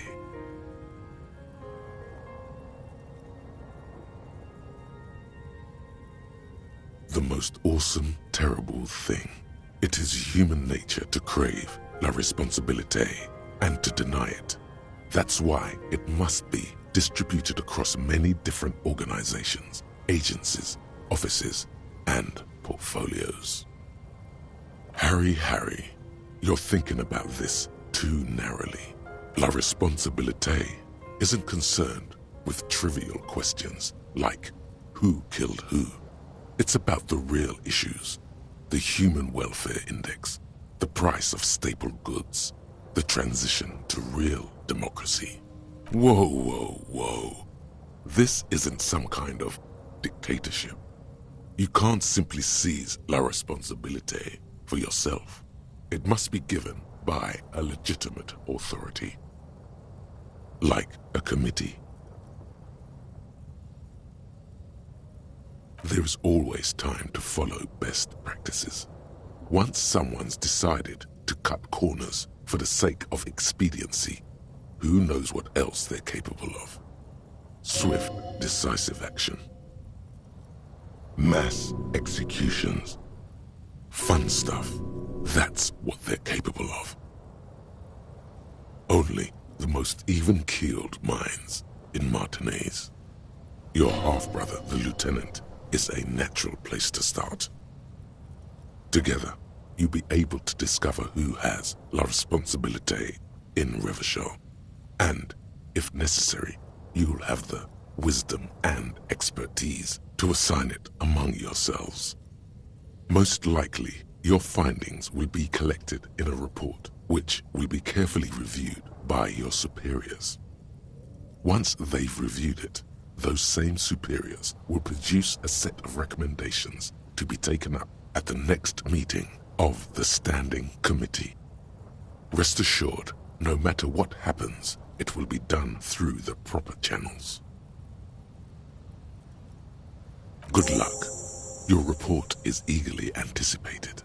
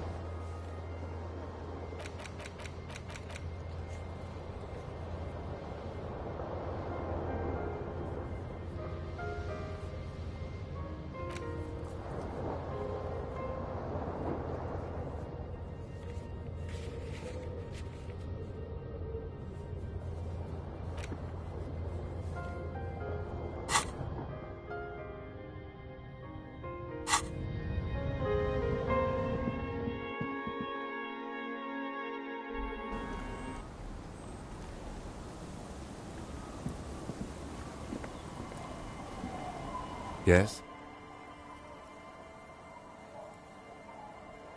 I'm glad to hear it, Detective. I was wondering when we'd get to this very subject. If you ask me, it's past time for you to cut back on the smoking. You seem like a man with a death wish. It's quite disturbing.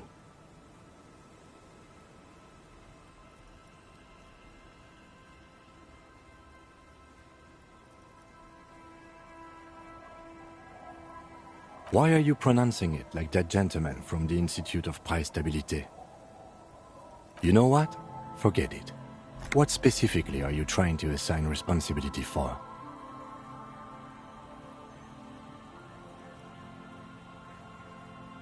Now I understand. Next, I suppose you're going to tell me you need to form a committee to assign this responsibility? Fascinating. And here I believed your recent turn toward moralism was just an act. In any event, I am just a humble law official. I may work under the moral intern's umbrella, but I'm certainly not qualified to serve on any committee. You know who might be, though? That Mr. Villedroit, the gentleman you met in the young man's apartment. If I were trying to get in touch with the Coalition, I would start by seeking him out. But first you might need to speak with his young companion. Now, was there anything else?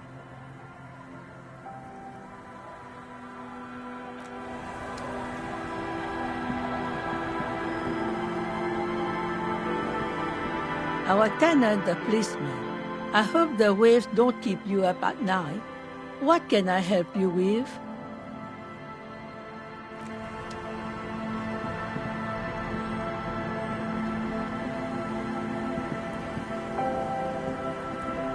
The scruffy-haired little boy kicks a stone while the other watches him. This one doesn't say any. Lily's our mum.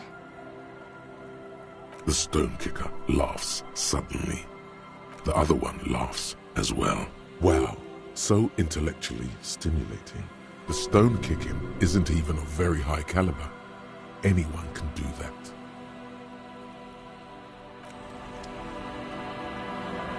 The scruffy-haired little boy kicks a stone.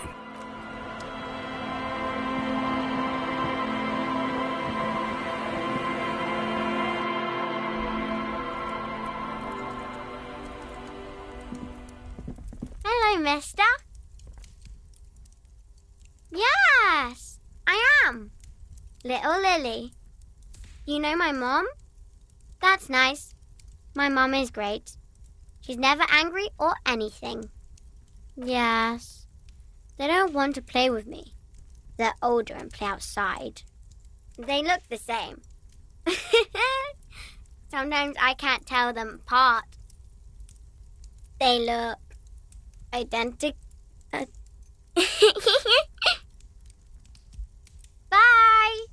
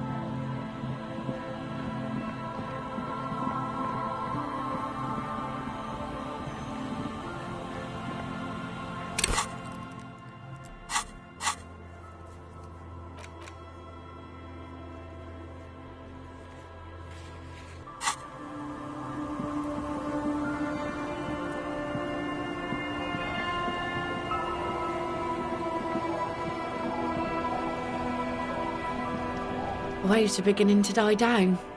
Look at those little bastards. Simmer down. Simmer down, bastards.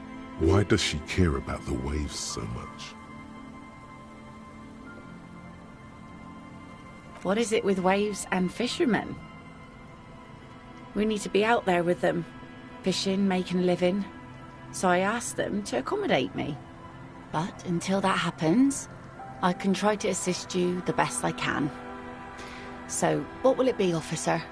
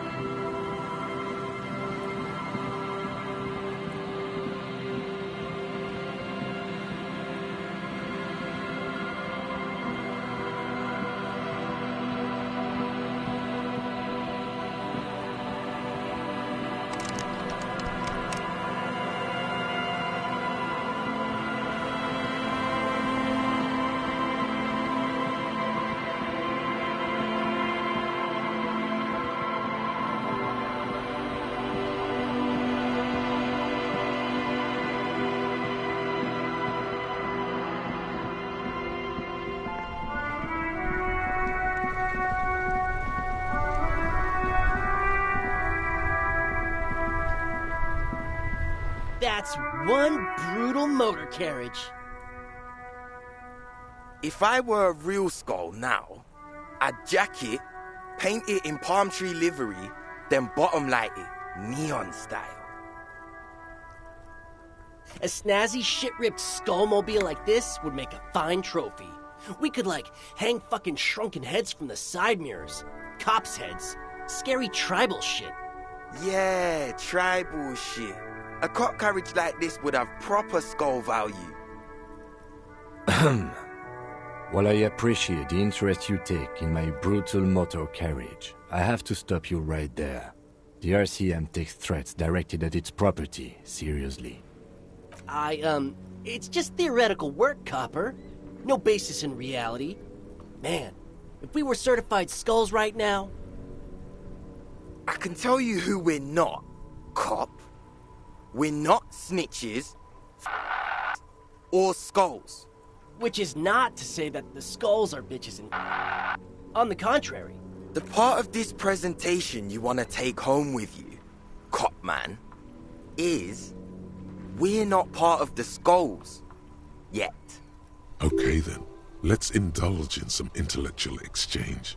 These young men seem eager to share their beliefs. You don't know? What kind of cop are you? It's not a question. Don't get into it. The Skulls are the most vicious gang of the Besmertne.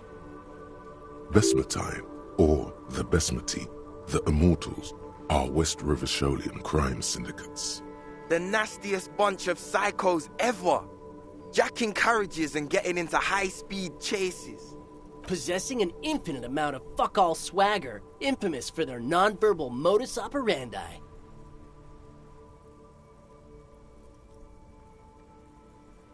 If a skull spots you, he will pull out his dagger and stab you without saying a word. The lieutenant's voice is as calm as usual, a testament to the violence and death he's witnessed through the sight of his firearm. They usually occupy the burnt-out quarter in Jamrock, or you can find them loitering around their brightly painted bottom-lighted vehicles. I can't wait to become a skull. Bottom lights are wretched aggressive.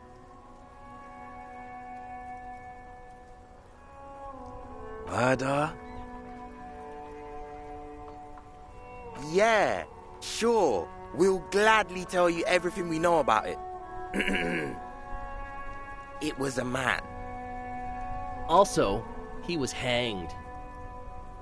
He was hanged from a tree. Yeah, I mean, duh. These punks don't know anything. Let's just move along. Hey, stop right there. How does one know anything? Ah, this sounds like epistemology, a field so occupied by thought that it begins to question thought itself. Exactly. How can one know shit? For example, how can one be sure that there truly is a body hanging behind a hostel? What if it's art? Or just a mere specter?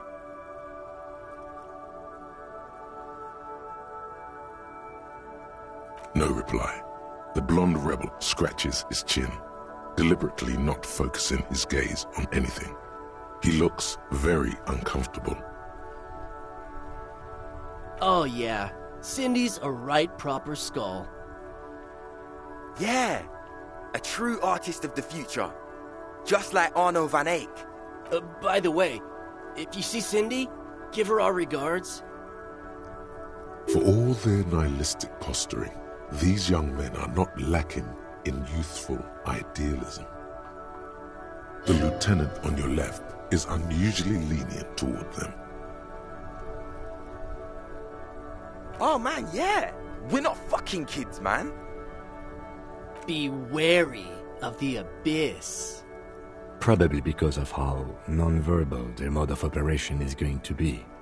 It's a threat.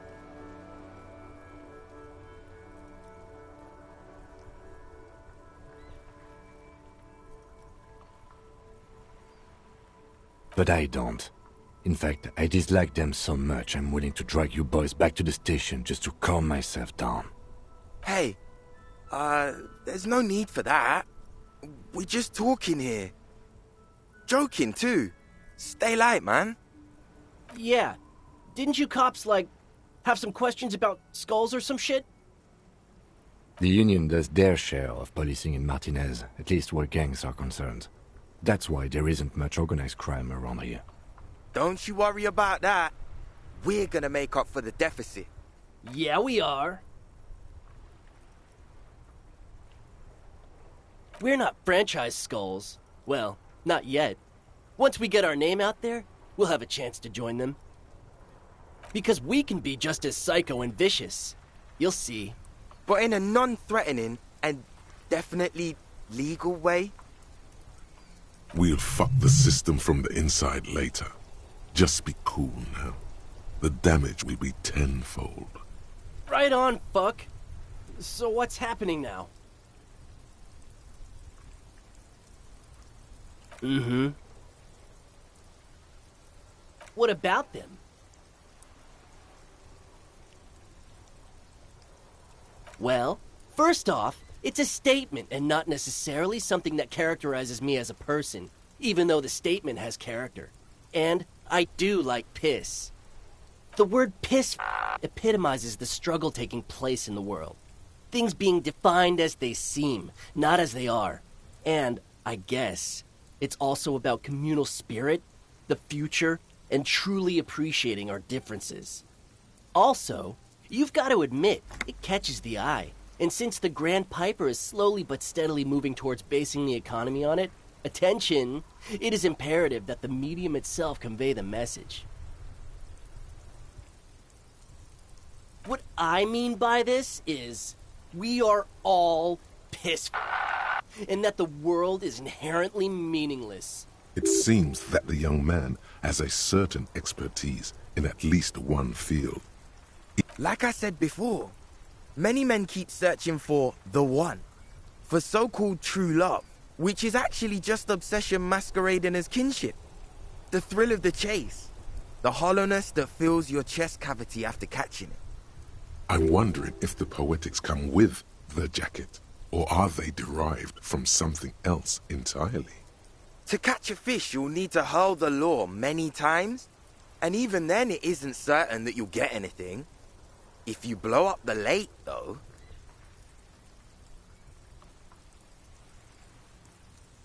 you get more fish in a shorter time.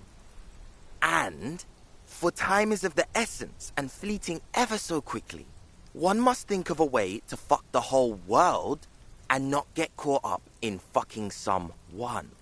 Because when one fucks everything, he fucks nothing.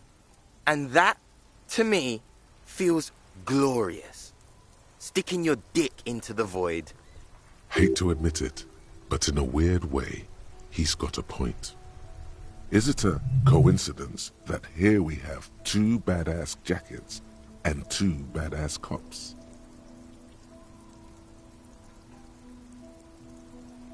Yes?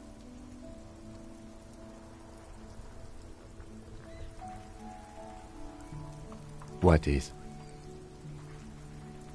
What are you implying?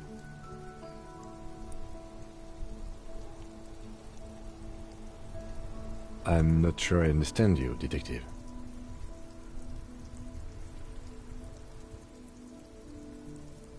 Neither. Fine, if only to end this discussion. Theoretically, if I were a juvenile delinquent, if I were to already be down that path, I think peace is the stronger of the two statements. Seems about right, especially considering your heroic exit attempts. That's an origin story for a dynamic duo right there. So are we done here? Or you don't need us around for your secret whisper party, do you?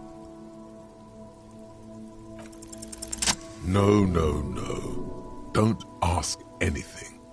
Be subtle and scary. The boys dream about being skulls. Use that. What? No! Skulls don't have kings. I think. And we're not even in yet. Yeah, man, keep your voice down. Skulls don't take it lightly when folks pretend to be them. We're not even prospects yet. Prospect? must be a hierarchical term, probably in the lower end. Wow, you boys are ambitious. Only prospects and already planning a coup in the skulls. You're destined to go far. He gets it. Passive-aggressive flattery. Shut the fuck up! Are you trying to get us killed? Now bring it to the jackets and, yes, start shouting.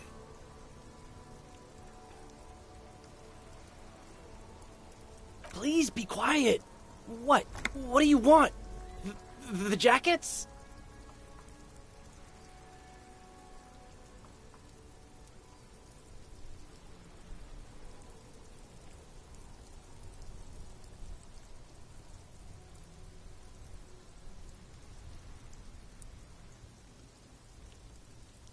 Oh, man.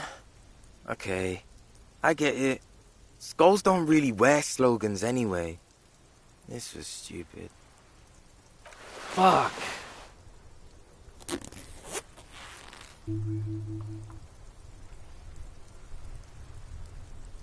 The lieutenant watches the boys take their jackets off with mild amusement.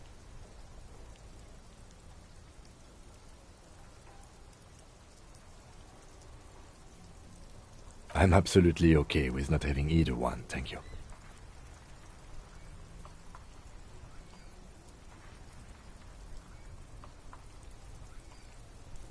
This case doesn't require us to go undercover or raise hell.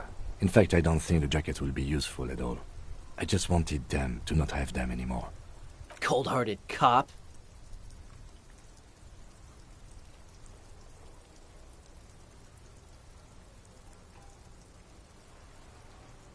The need will not arise. The jackets are meant to complete each other. If a man was standing alone on a street corner with his written on his back, it'd just be an individual that has taken a liking to urine. And fuck the world, all on its own, is, frankly, generic. I don't know, Eric. It's cold out. Yeah, let's get out of here. The cops fucked us.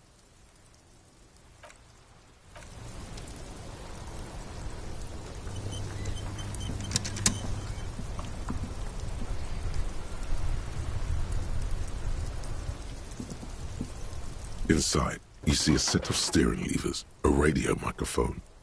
This is Precinct 57. How may I assist you? Just a moment, officer. 10-4, come in, officer. Over. Roger that. 10-10, over and out. This is Precinct 57. How may I assist you?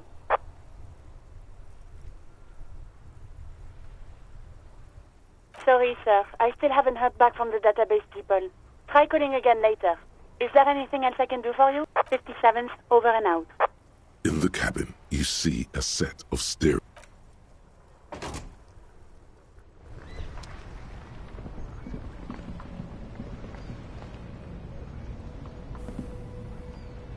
Still here. Stuck in this damn jam, my man. What's up?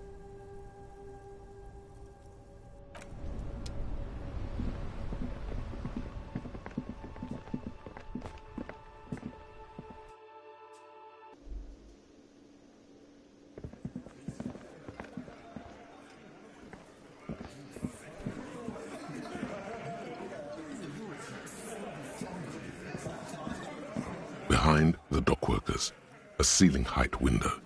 The hawthorn branches scrape the glass like bony fingers. There's a yellow ribbon tied to one of the branches, light yellow, faded with time. A tiny splash of color in the blackness of the thicket, hanging from it, a bronze key. Someone hid the key in the bush and attached the yellow ribbon to make it easier to find. It's close enough to the latch up there. One can slide it open and just take it. Surely not a coincidence. Huh?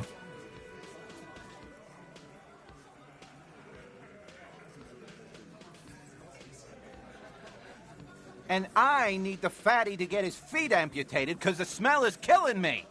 We can't always get what we want. God damn it, Dennis. You know I can't help it. Sorry, fucko. These guys won't help you. Looks like you're gonna have to go bush diving. The Hawthorne's got a bitch of a bite.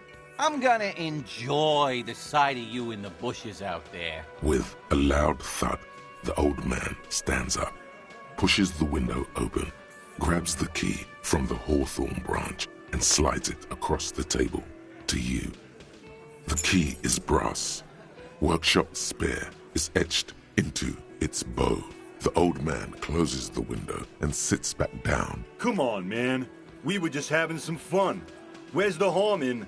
I'm tired of listening to your shit.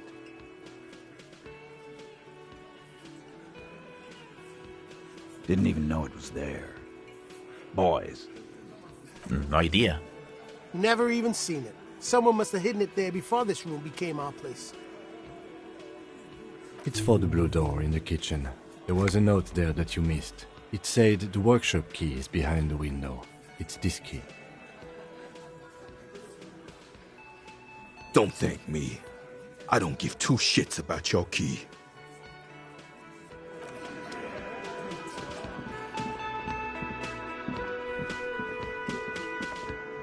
Hi again, Gendarme. Oh, a committee. How interesting. And if I may ask, Gendarme, what is this committee about? He's all bemused skepticism. He doesn't actually care what you want with his friend. Oh, a big secret committee. I understand perfectly. In any case, I would love to help. But the thing is, I don't know where he is. We don't talk about everything, you see. He might have mentioned something about making a tour of some historical sites up the coast. In an unofficial capacity, of course. Not a clue. I'm not his agenda keeper, you see. I guess you will.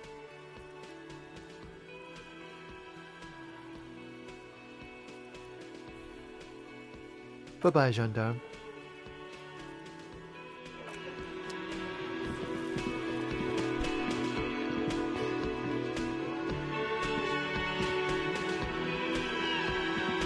Boy, am I ever so grateful to you, officer.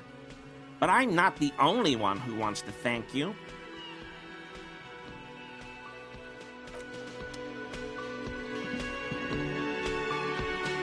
Oh, sweetie, I don't even know how to thank you for finding my husband and helping him out.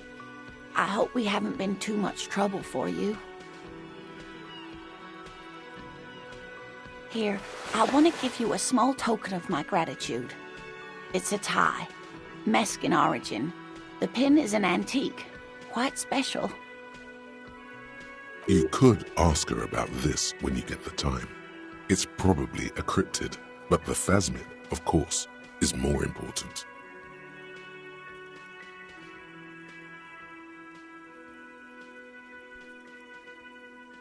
Surely things can't be that bad.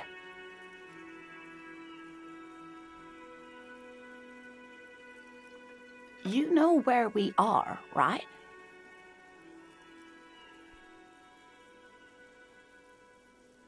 That's right. And where is the whirling itself located? Yes, indeed. We are in the fine city of Revachol.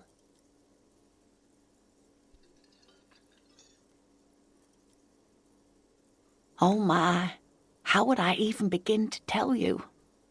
Revachol is the most beautiful city in the world. We're fortunate to be here, you and I. I haven't seen very many other cities personally, but everyone says so. Revachol is a rare jewel. This city used to rule the world, though it has seen better days. Speaking of history, you know what year it is, yes? That's right, dear. How splendid. Here, take this pen. Knowledge should always be rewarded. Her relief is palpable. She was getting pretty worried about you there, but now she relaxes her shoulders. Outside, spring rain seeps into the cracks in the walls and the cobblestone streets and into grated storm drains, all the way down into the sewers. Above ground, the first maybells blossom. I can tell that this is taxing for you, so I'll just ask one more question. What regime are we living under? What mode of government?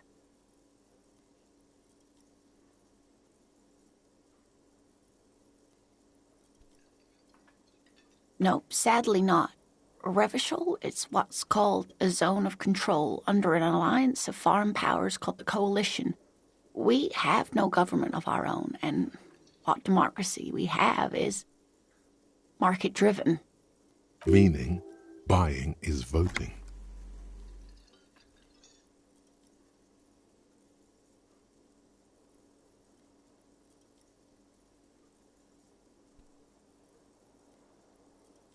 Oh dear, and you were doing so well. There aren't really any cops in Revachol, not in the traditional sense. The status of law enforcement has been a complicated matter since the revolution. But we should stop for today, sweetie. You look like you need a break. Besides, I'm not the best person to explain the big things to anyone. She's scared now. She's realized you really are brain damaged. You were doing quite well up until the end there. It does look like you're having trouble remembering things, history and places. Remembering reality, in a word. It's very odd. A sigh. The lieutenant buries his nose in his notebook. But maybe a fresh set of eyes is what the world needs. And while I'm no doctor, such bouts of amnesia are often temporary, so I wouldn't worry too much. She means this sincerely. Worrying won't do you any good.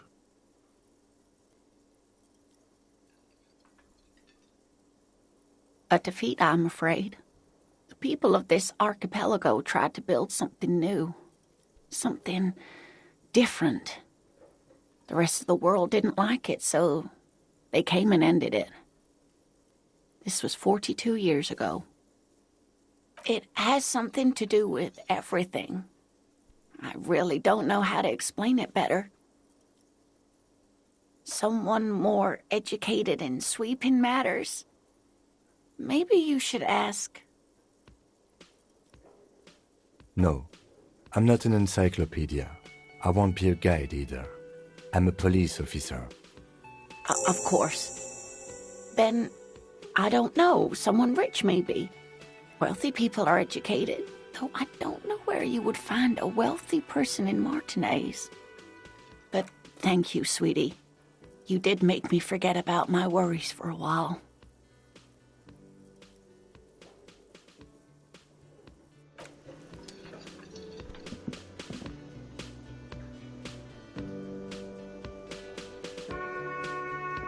Always a pleasure to see an officer of the law. I mean, officers.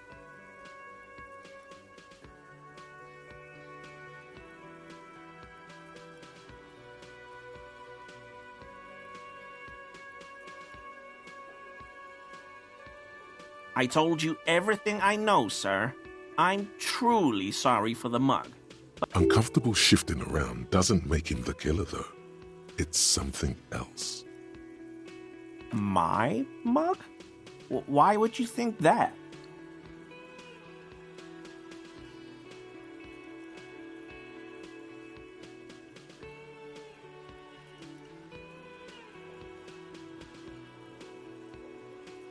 I may have had a similar looking mug in the past. That's all.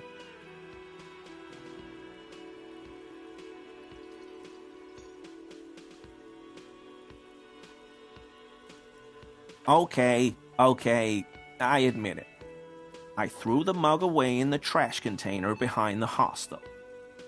I know I shouldn't have, and I am very sorry, officer. You're not going to find me, are you? Whew. Thank you. You won't regret this. I won't use another man's property to dump my garbage ever again. I don't know what got into me, really. Work has been stressful lately. Damn Koiko's price dumping us out of competition. What did you do, Gary? Nothing. Nothing. Just answering some questions. Helping out the law. Here we go. Start pumping that sweet info.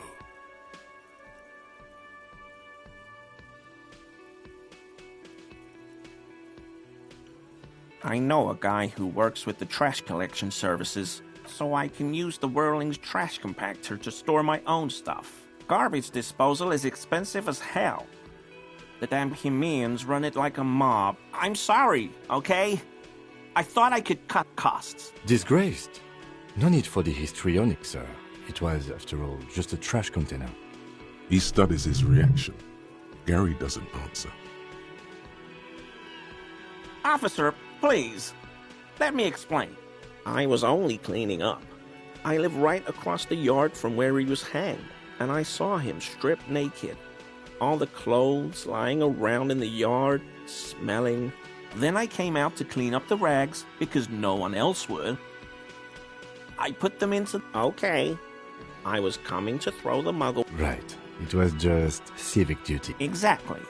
As he shifts uncomfortably, a series of clicks, like the clinking of glass beads against one another as they roll across a hardwood floor. You've heard this sound before. But where? What sound?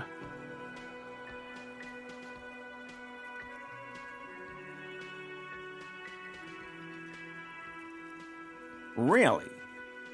There's lots of weird sounds in a bar like this, though. Pinball, glasses clinking. Could be someone playing pinball. Maybe it was pinball.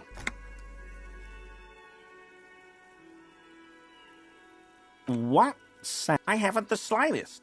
There's lots of weird... Maybe it was pinball. Armor? No. I mean, yes. Of course. I know he was wearing armor, but I don't know anything about it. An infant could see he's not telling the truth, but he's too scared to admit more wrongdoing. All right. Of course, officer.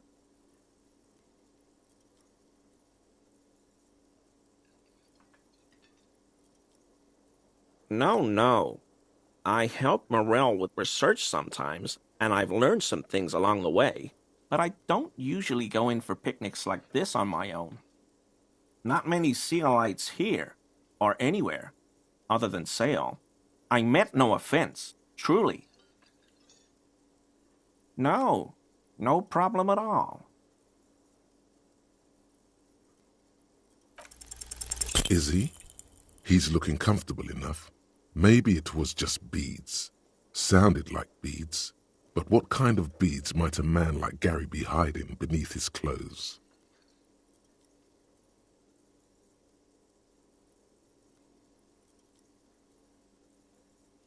I don't pray, officer.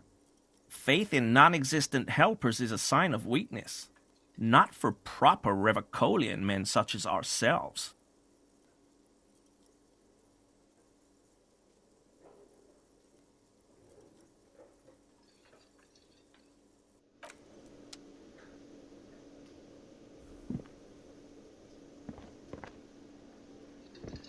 I couldn't possibly shower thanks on you as enthusiastically as my wife has, but I am grateful for your assistance, officer. He tries to play it cool, remain professorial, but inside, this man is itching for some news on those traps. Good. Okay. And?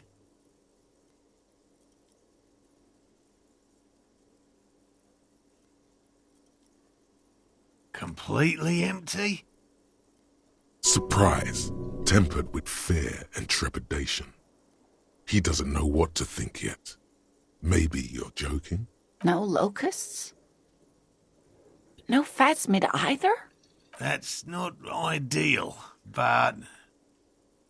It just means the Insulindian phasmid is even more clever than we thought. Of course, more clever. Yes, the Phantasmadeia picked off the locusts and escaped. This is good news, though we'll have to reconsider the design of the traps, make them more secure. Another trip to the reeds.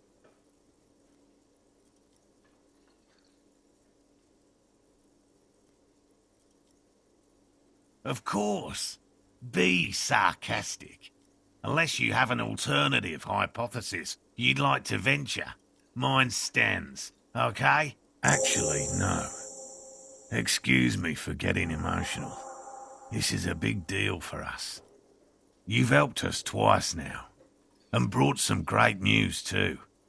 My gratitude, and the gratitude of the Société Cryptozoologique de Ravachol, is yours. Heartfelt gratitude. But does it feel like closure? What really happened? Thank you, it's an honor.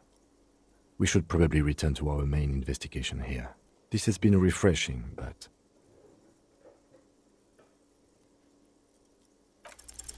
Consider the way the empty trap was disturbed, as though shaken. Most likely the hands of a young person. Hands small enough to fit inside the trap, too. You should ask the red-headed boy, Kuno. A little hooligan. But what would a child want with bugs? Oh, my dear Morel. You've been an old man for too long. Kids love to torment insects almost as much as they love to torment old folks. Delinquents, my favorite. Oh, you've been such a dear to us. Please, let us know whatever you turn up. I have a feeling we're getting so close. Well, I see you've got all the help you need. I'll see you tonight at my place. Let's play suzerainty, but no more field trips for me. This is a slippery one. He may respect the law, but mostly wants to pass under the radar. You won't get a chance to talk after you walk out of here. He hasn't been particularly forthcoming before. He may well still be hiding something. After he's left, it's too late. Really, Gary? We're getting somewhere here. I'd love to play suzerainty, but... Lena, I'm sorry, but you're not getting anywhere. It was some kids. I know the little mutants around here. Leave anything out in the open and they'll steal it, even if it's bugs. Morel, it's been fun, really, but I need a bath and I have deliveries to handle. When this tea is done, I gotta run. No need to apologise, Geary. You'd be more than helpful. We'll have to take a rain check on that game of suzerainty today, though. We're gonna follow this through.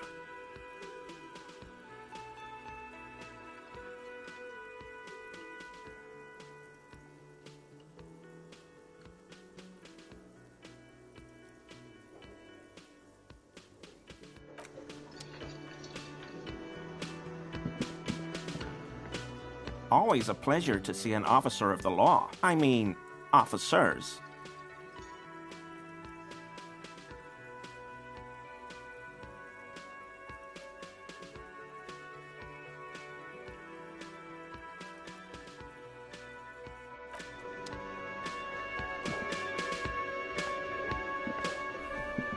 Hello, officer.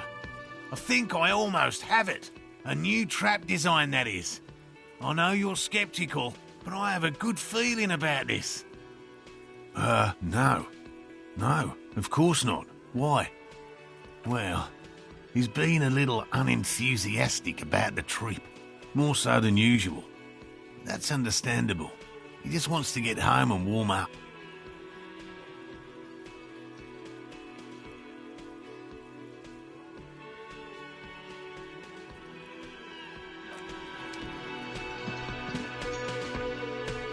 Always a pleasure to... I mean, officers.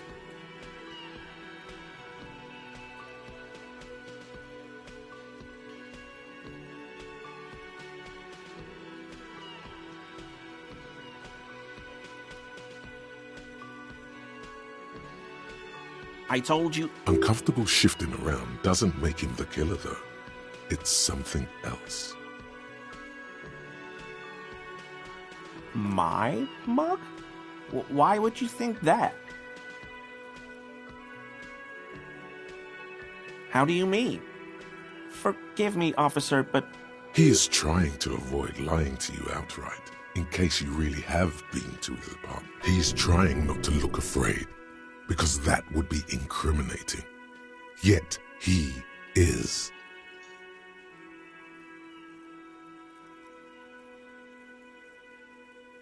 Okay, I admit it. You're not going to find me, are you?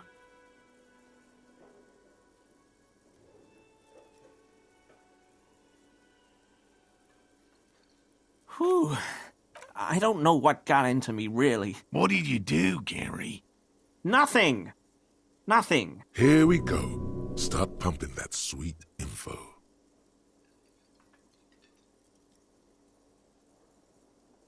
I know a guy who works with so I can use the Whirling's trash compactor. I'm sorry. Disgraced. No need. He studies his reaction. Gary does. Officer, please. I was only cleaning up. I live right across the yard from where he was hanged, and I saw him stripped naked. Then I came out to clean up the rags because no one else would. Okay. I was coming to throw the mug away, and, well... Right. It was just civic duty. Exactly. As he shifts uncomfortably, a series of clicks, like the clinking of glass beads. What sound? I haven't the slightest. There's lots of weird sounds in... Maybe it was pinball. Armor? No. An infant could see he's not telling the truth, but he's too scared to admit more wrongdoing. Armor? An infant could see he's not telling the truth, but he's too scared to admit more wrongdoing. All right. Of course, officer.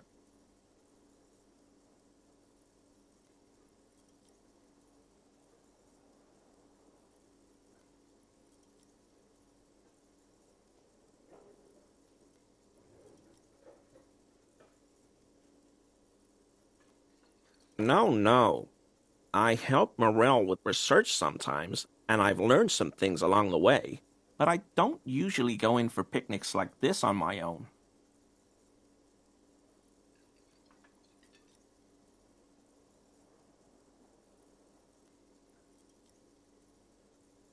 Not many Sealites here, or anywhere, other than Sale. The lieutenant looks up at you, almost sadly. Oh no, nothing like that. Definitely not scheming.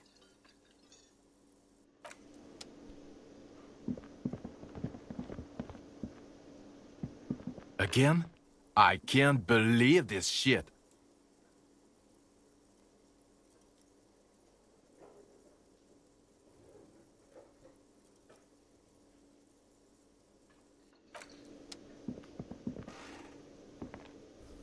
Yes? What is it?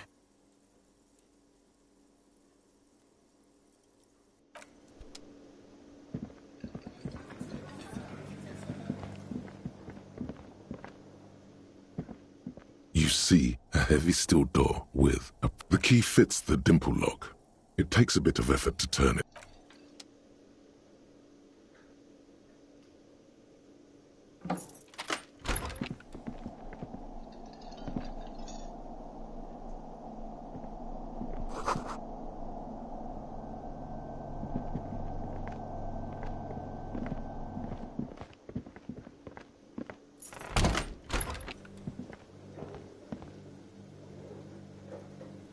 The man ponders his cooking utensils and gives you a little nod, acknowledging your presence.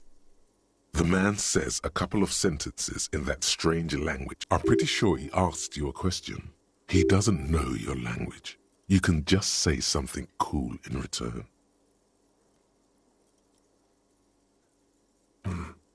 Boss need more vodka?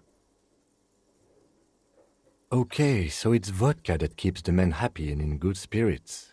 Of course, vodka. Now that makes a very, very special borscht indeed.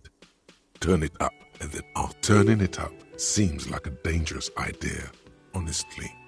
The place is a powder keg. The cook gives you a long, disappointed look, then turns the stove off and seems to wait for you to speak. He smiles. It's almost like music, especially with the sounds of assorted.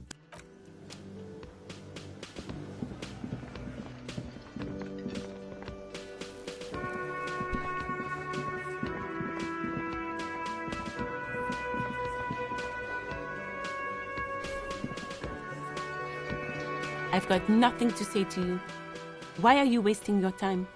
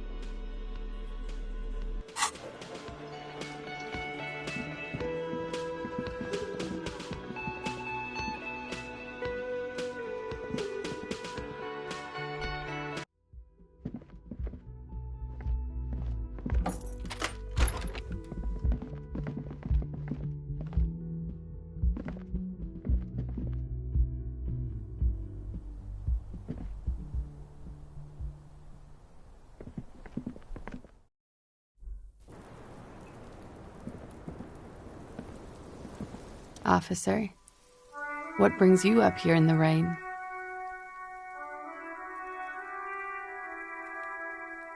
She puts her coffee cup down with a soft ring as the porcelain meets the metal table. Did he?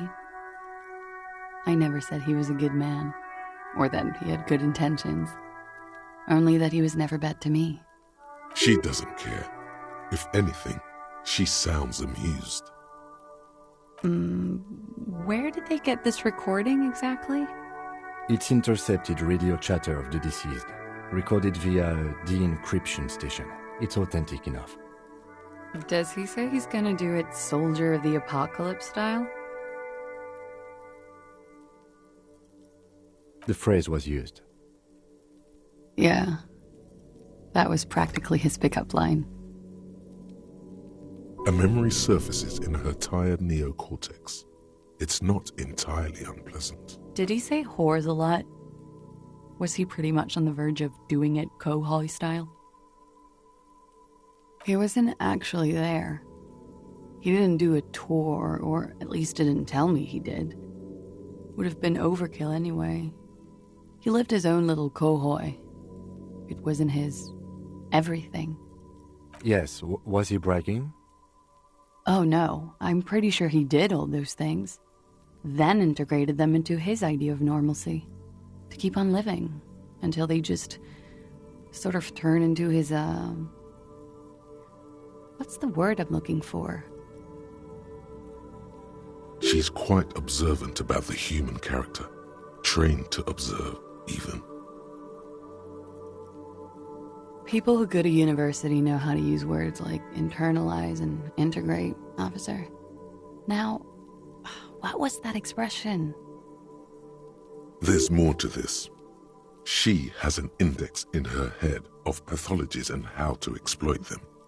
I can almost see her turn the pages. Running joke. I was gonna say running joke. And it sounds like you didn't even get the good bits. Lely's punchlines got way, way funkier than that.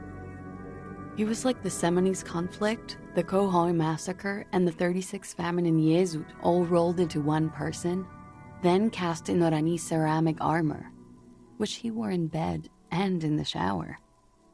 Afraid of what? That tape the Hardy Boys recorded? Your mother probably never told you this, but girls are evil. Had I the physical robustness and social support, I'd be in Kohoi. I would be tearing it up Soldier of the Apocalypse style. She wouldn't. She doesn't have the full Hoi in her. Did he tell you he had actually done any of those things? He and Martinez, I mean? No.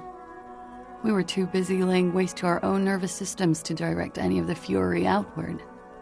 He seemed happy, I guess. At ease. As much as a man like him could be. What kind of man was he? Before you go, ask for details. She seems okay to talk about it.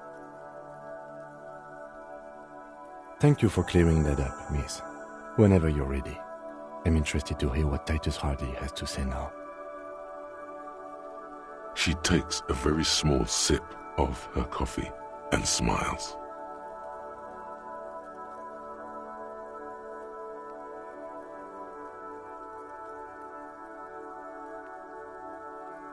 Like, for example, his name? Actually, officer, I didn't know his name. I just called him Lely. A nickname? I guess.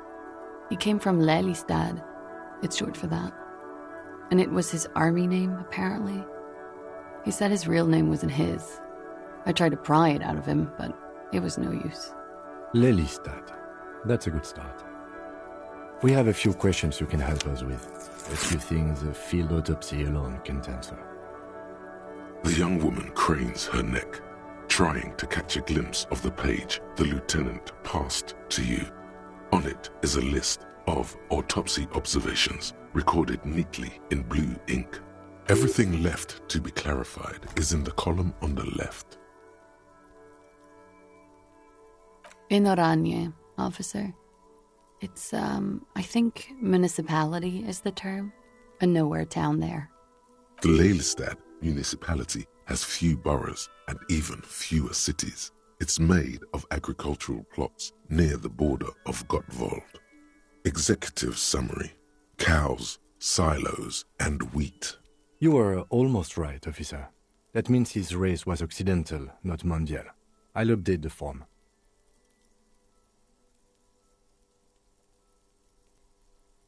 Yes. We were compatriots. Did that bring you together? No. He was too old for that. And from another part of Oranjenrek.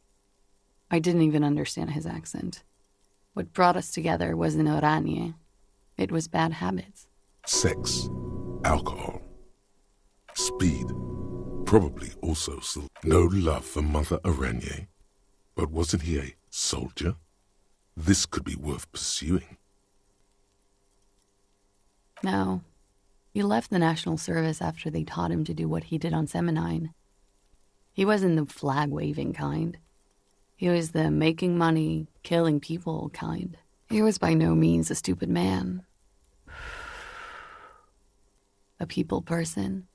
A small platoon leader. Certainly not a patriot.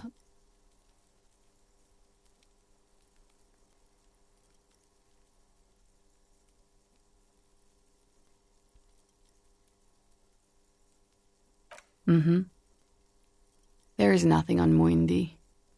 The old world is dead, and we both knew it. Maybe Oranje did bring us together. In loathing. I love Revachol, though. I hope she loves me, too. He was 42. 42? Are you sure? I would have had him above 50. He had many scars that made him appear older. But no. We even celebrated his birthday, like, some weeks ago. It was a funny 2 days. He had little reason to lie to me. Looks like you were right, officer. Points are good. Have one, you old dog, before we all die.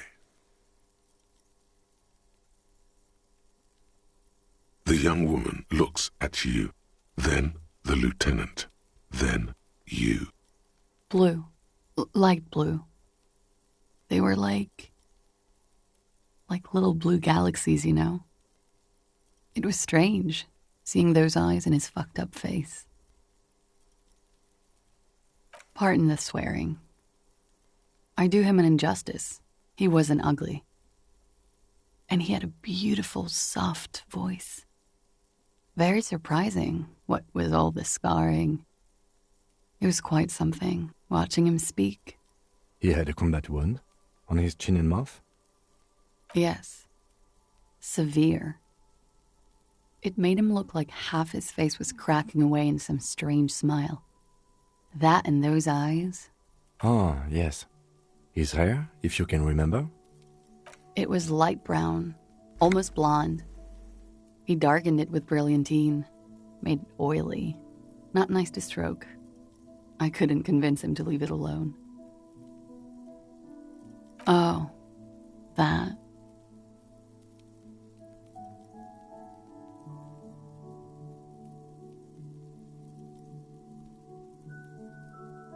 Sure, waterways. It was mostly for showing off to chicks, though. How?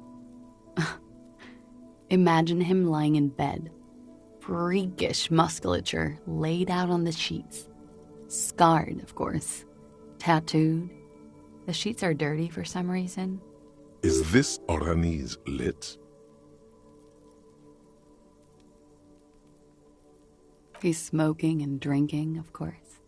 And his chest and shoulders and arms are studded with stars. Tens, hundreds of them. Maybe even thousands. And the woman goes like, "What was this, baby?" And he says, "That was too hardcore. Don't ask me about that." So she goes, "Okay, but what's this, baby?" And he's like, "Saw some bat shit there. Killed some loincloths." And so it goes. Star after star, port after port, third world country after third world country. And he's done horrible things in every single one of them. Oh yeah. No thank you. I've seen enough of him dead. I can tell you what they meant without looking at them. Go on. He was a blue-eyed boy with thick arms, from a small town. He was also poor, and the government of Orania needed some people killed, so they turned him into a grotesque killer. For money. He went to Killer Academy in Vredefort. Then he killed some people on the Semenine Islands. And on other islands, too. All of the islands. After this, he came to Revachol and got killed himself.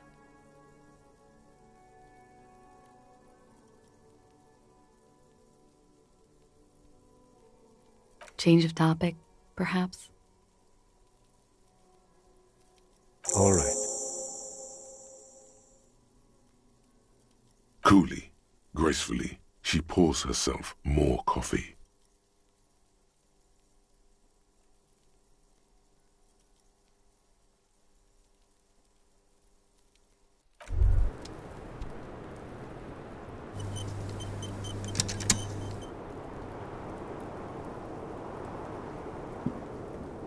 Wait, stop. That man, bloated beyond all recognition, was 42? Below the damage, the weeks of decomposition, all the swollen indignity of mortality.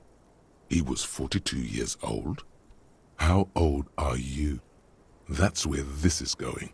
45,000 liters of raw alcohol has left its disfigurements. What lies beneath, you wonder? You could ask either one of them.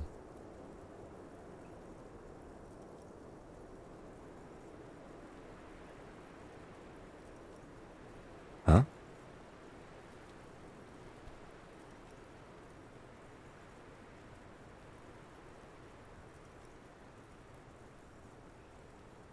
How old? 58.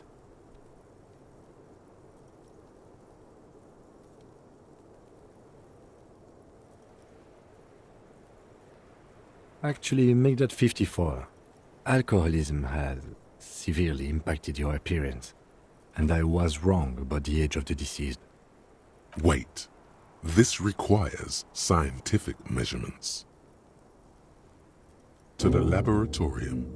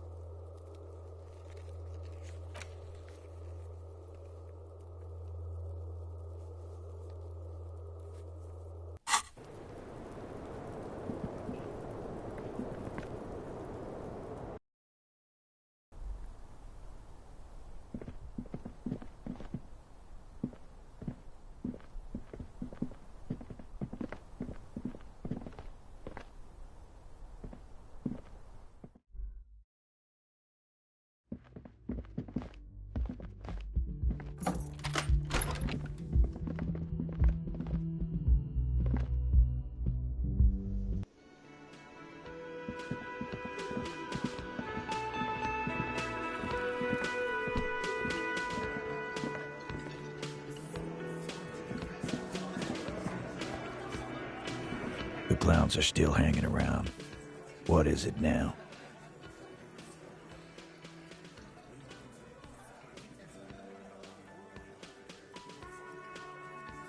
Anne.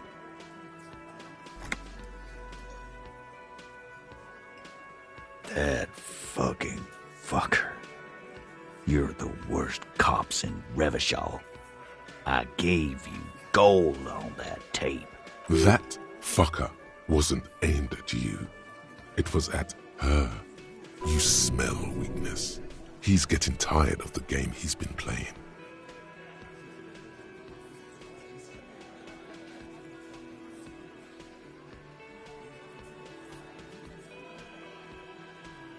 Fucking fuckity fucker. And what did she say then? That it's fine. People are supposed to be like that.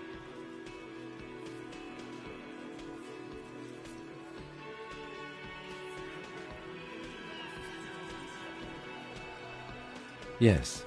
In fact, I think she thought it was a little funny. Funny? No good goddamn psycho whore. Seems like they wanted to give Claudia a second chance to play along. She still didn't. Alright. All fucking righty then. I guess it's good then. That fucking... Please try to control yourself in the presence of visitors, Titus. This is just perfect. Just fucking perfect. Any thoughts on this, lawman? Women are crazy. Irrational. That's what you're thinking, right? Also, your fists are itching for a bump.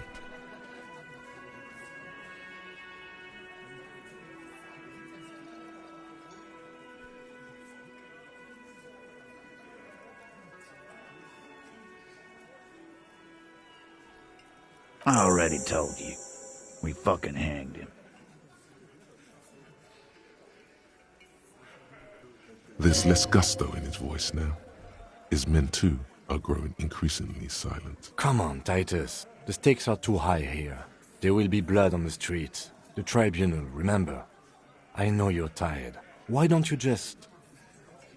You know what? I am tired.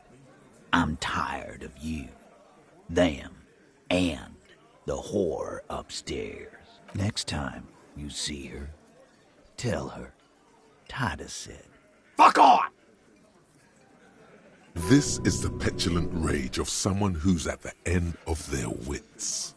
That lying, scamming. We're done. This is over. You understand? Yeah. On the floor, beer drips out of the can into a small puddle. No one does anything about it. What is this quiet funeral shit? All we need is some beers in us. Bartender, 20 beers for the Dock Workers Union. Why do we make it 40, huh? Why do we make it 100 beers? You're not loud enough. 100 beers? Now we're talking. Hoppity hop over here, cafeteria manager. The window might be closing. The more beers they get in them, the less cooperative they will be.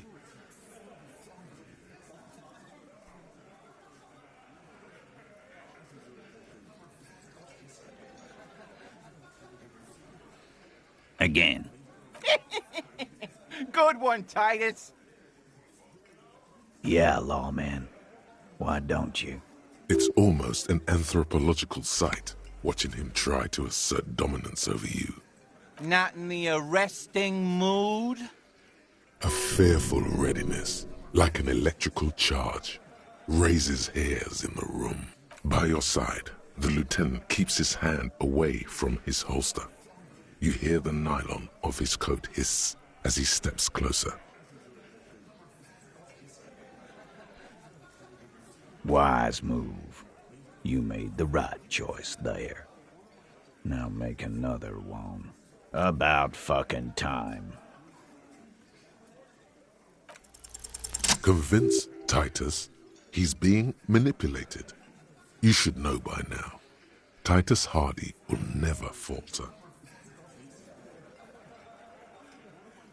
Just remember, it's about more than Glasia.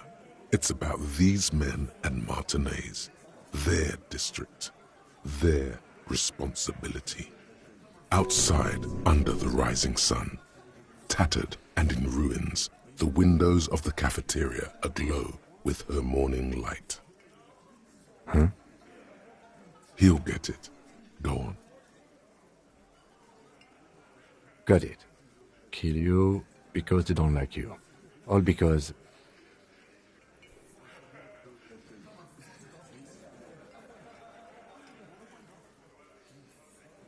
Bring that up one more time, and you won't get to write that report. The man's fists under the table are balled. You can tell from his neck and shoulders. He means it. Yes, I understand, Alain. That's your name, right, Alain?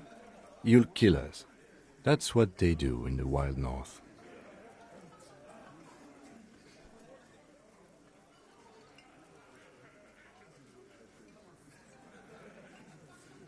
It wasn't that.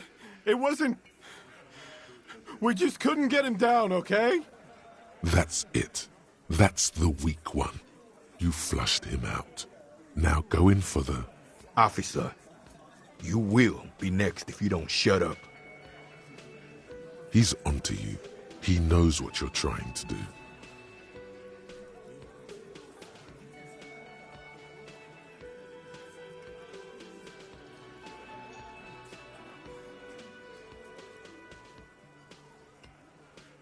No, I'm not gonna do it. I'm too old for a shot like that now.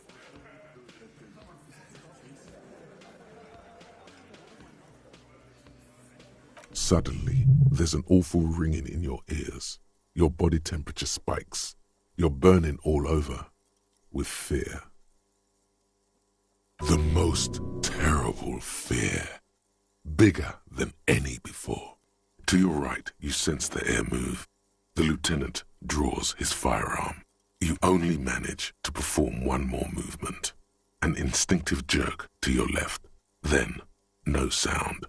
No one screams. It's impossible to say where it comes from.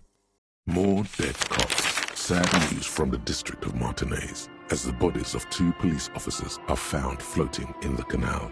It is believed the officers were pursuing a murder investigation, but got caught in the dock workers' strike and were gunned down under unclear circumstances. Such needless loss of life is truly tragic, a local union leader, Everett Clare, commented, and added that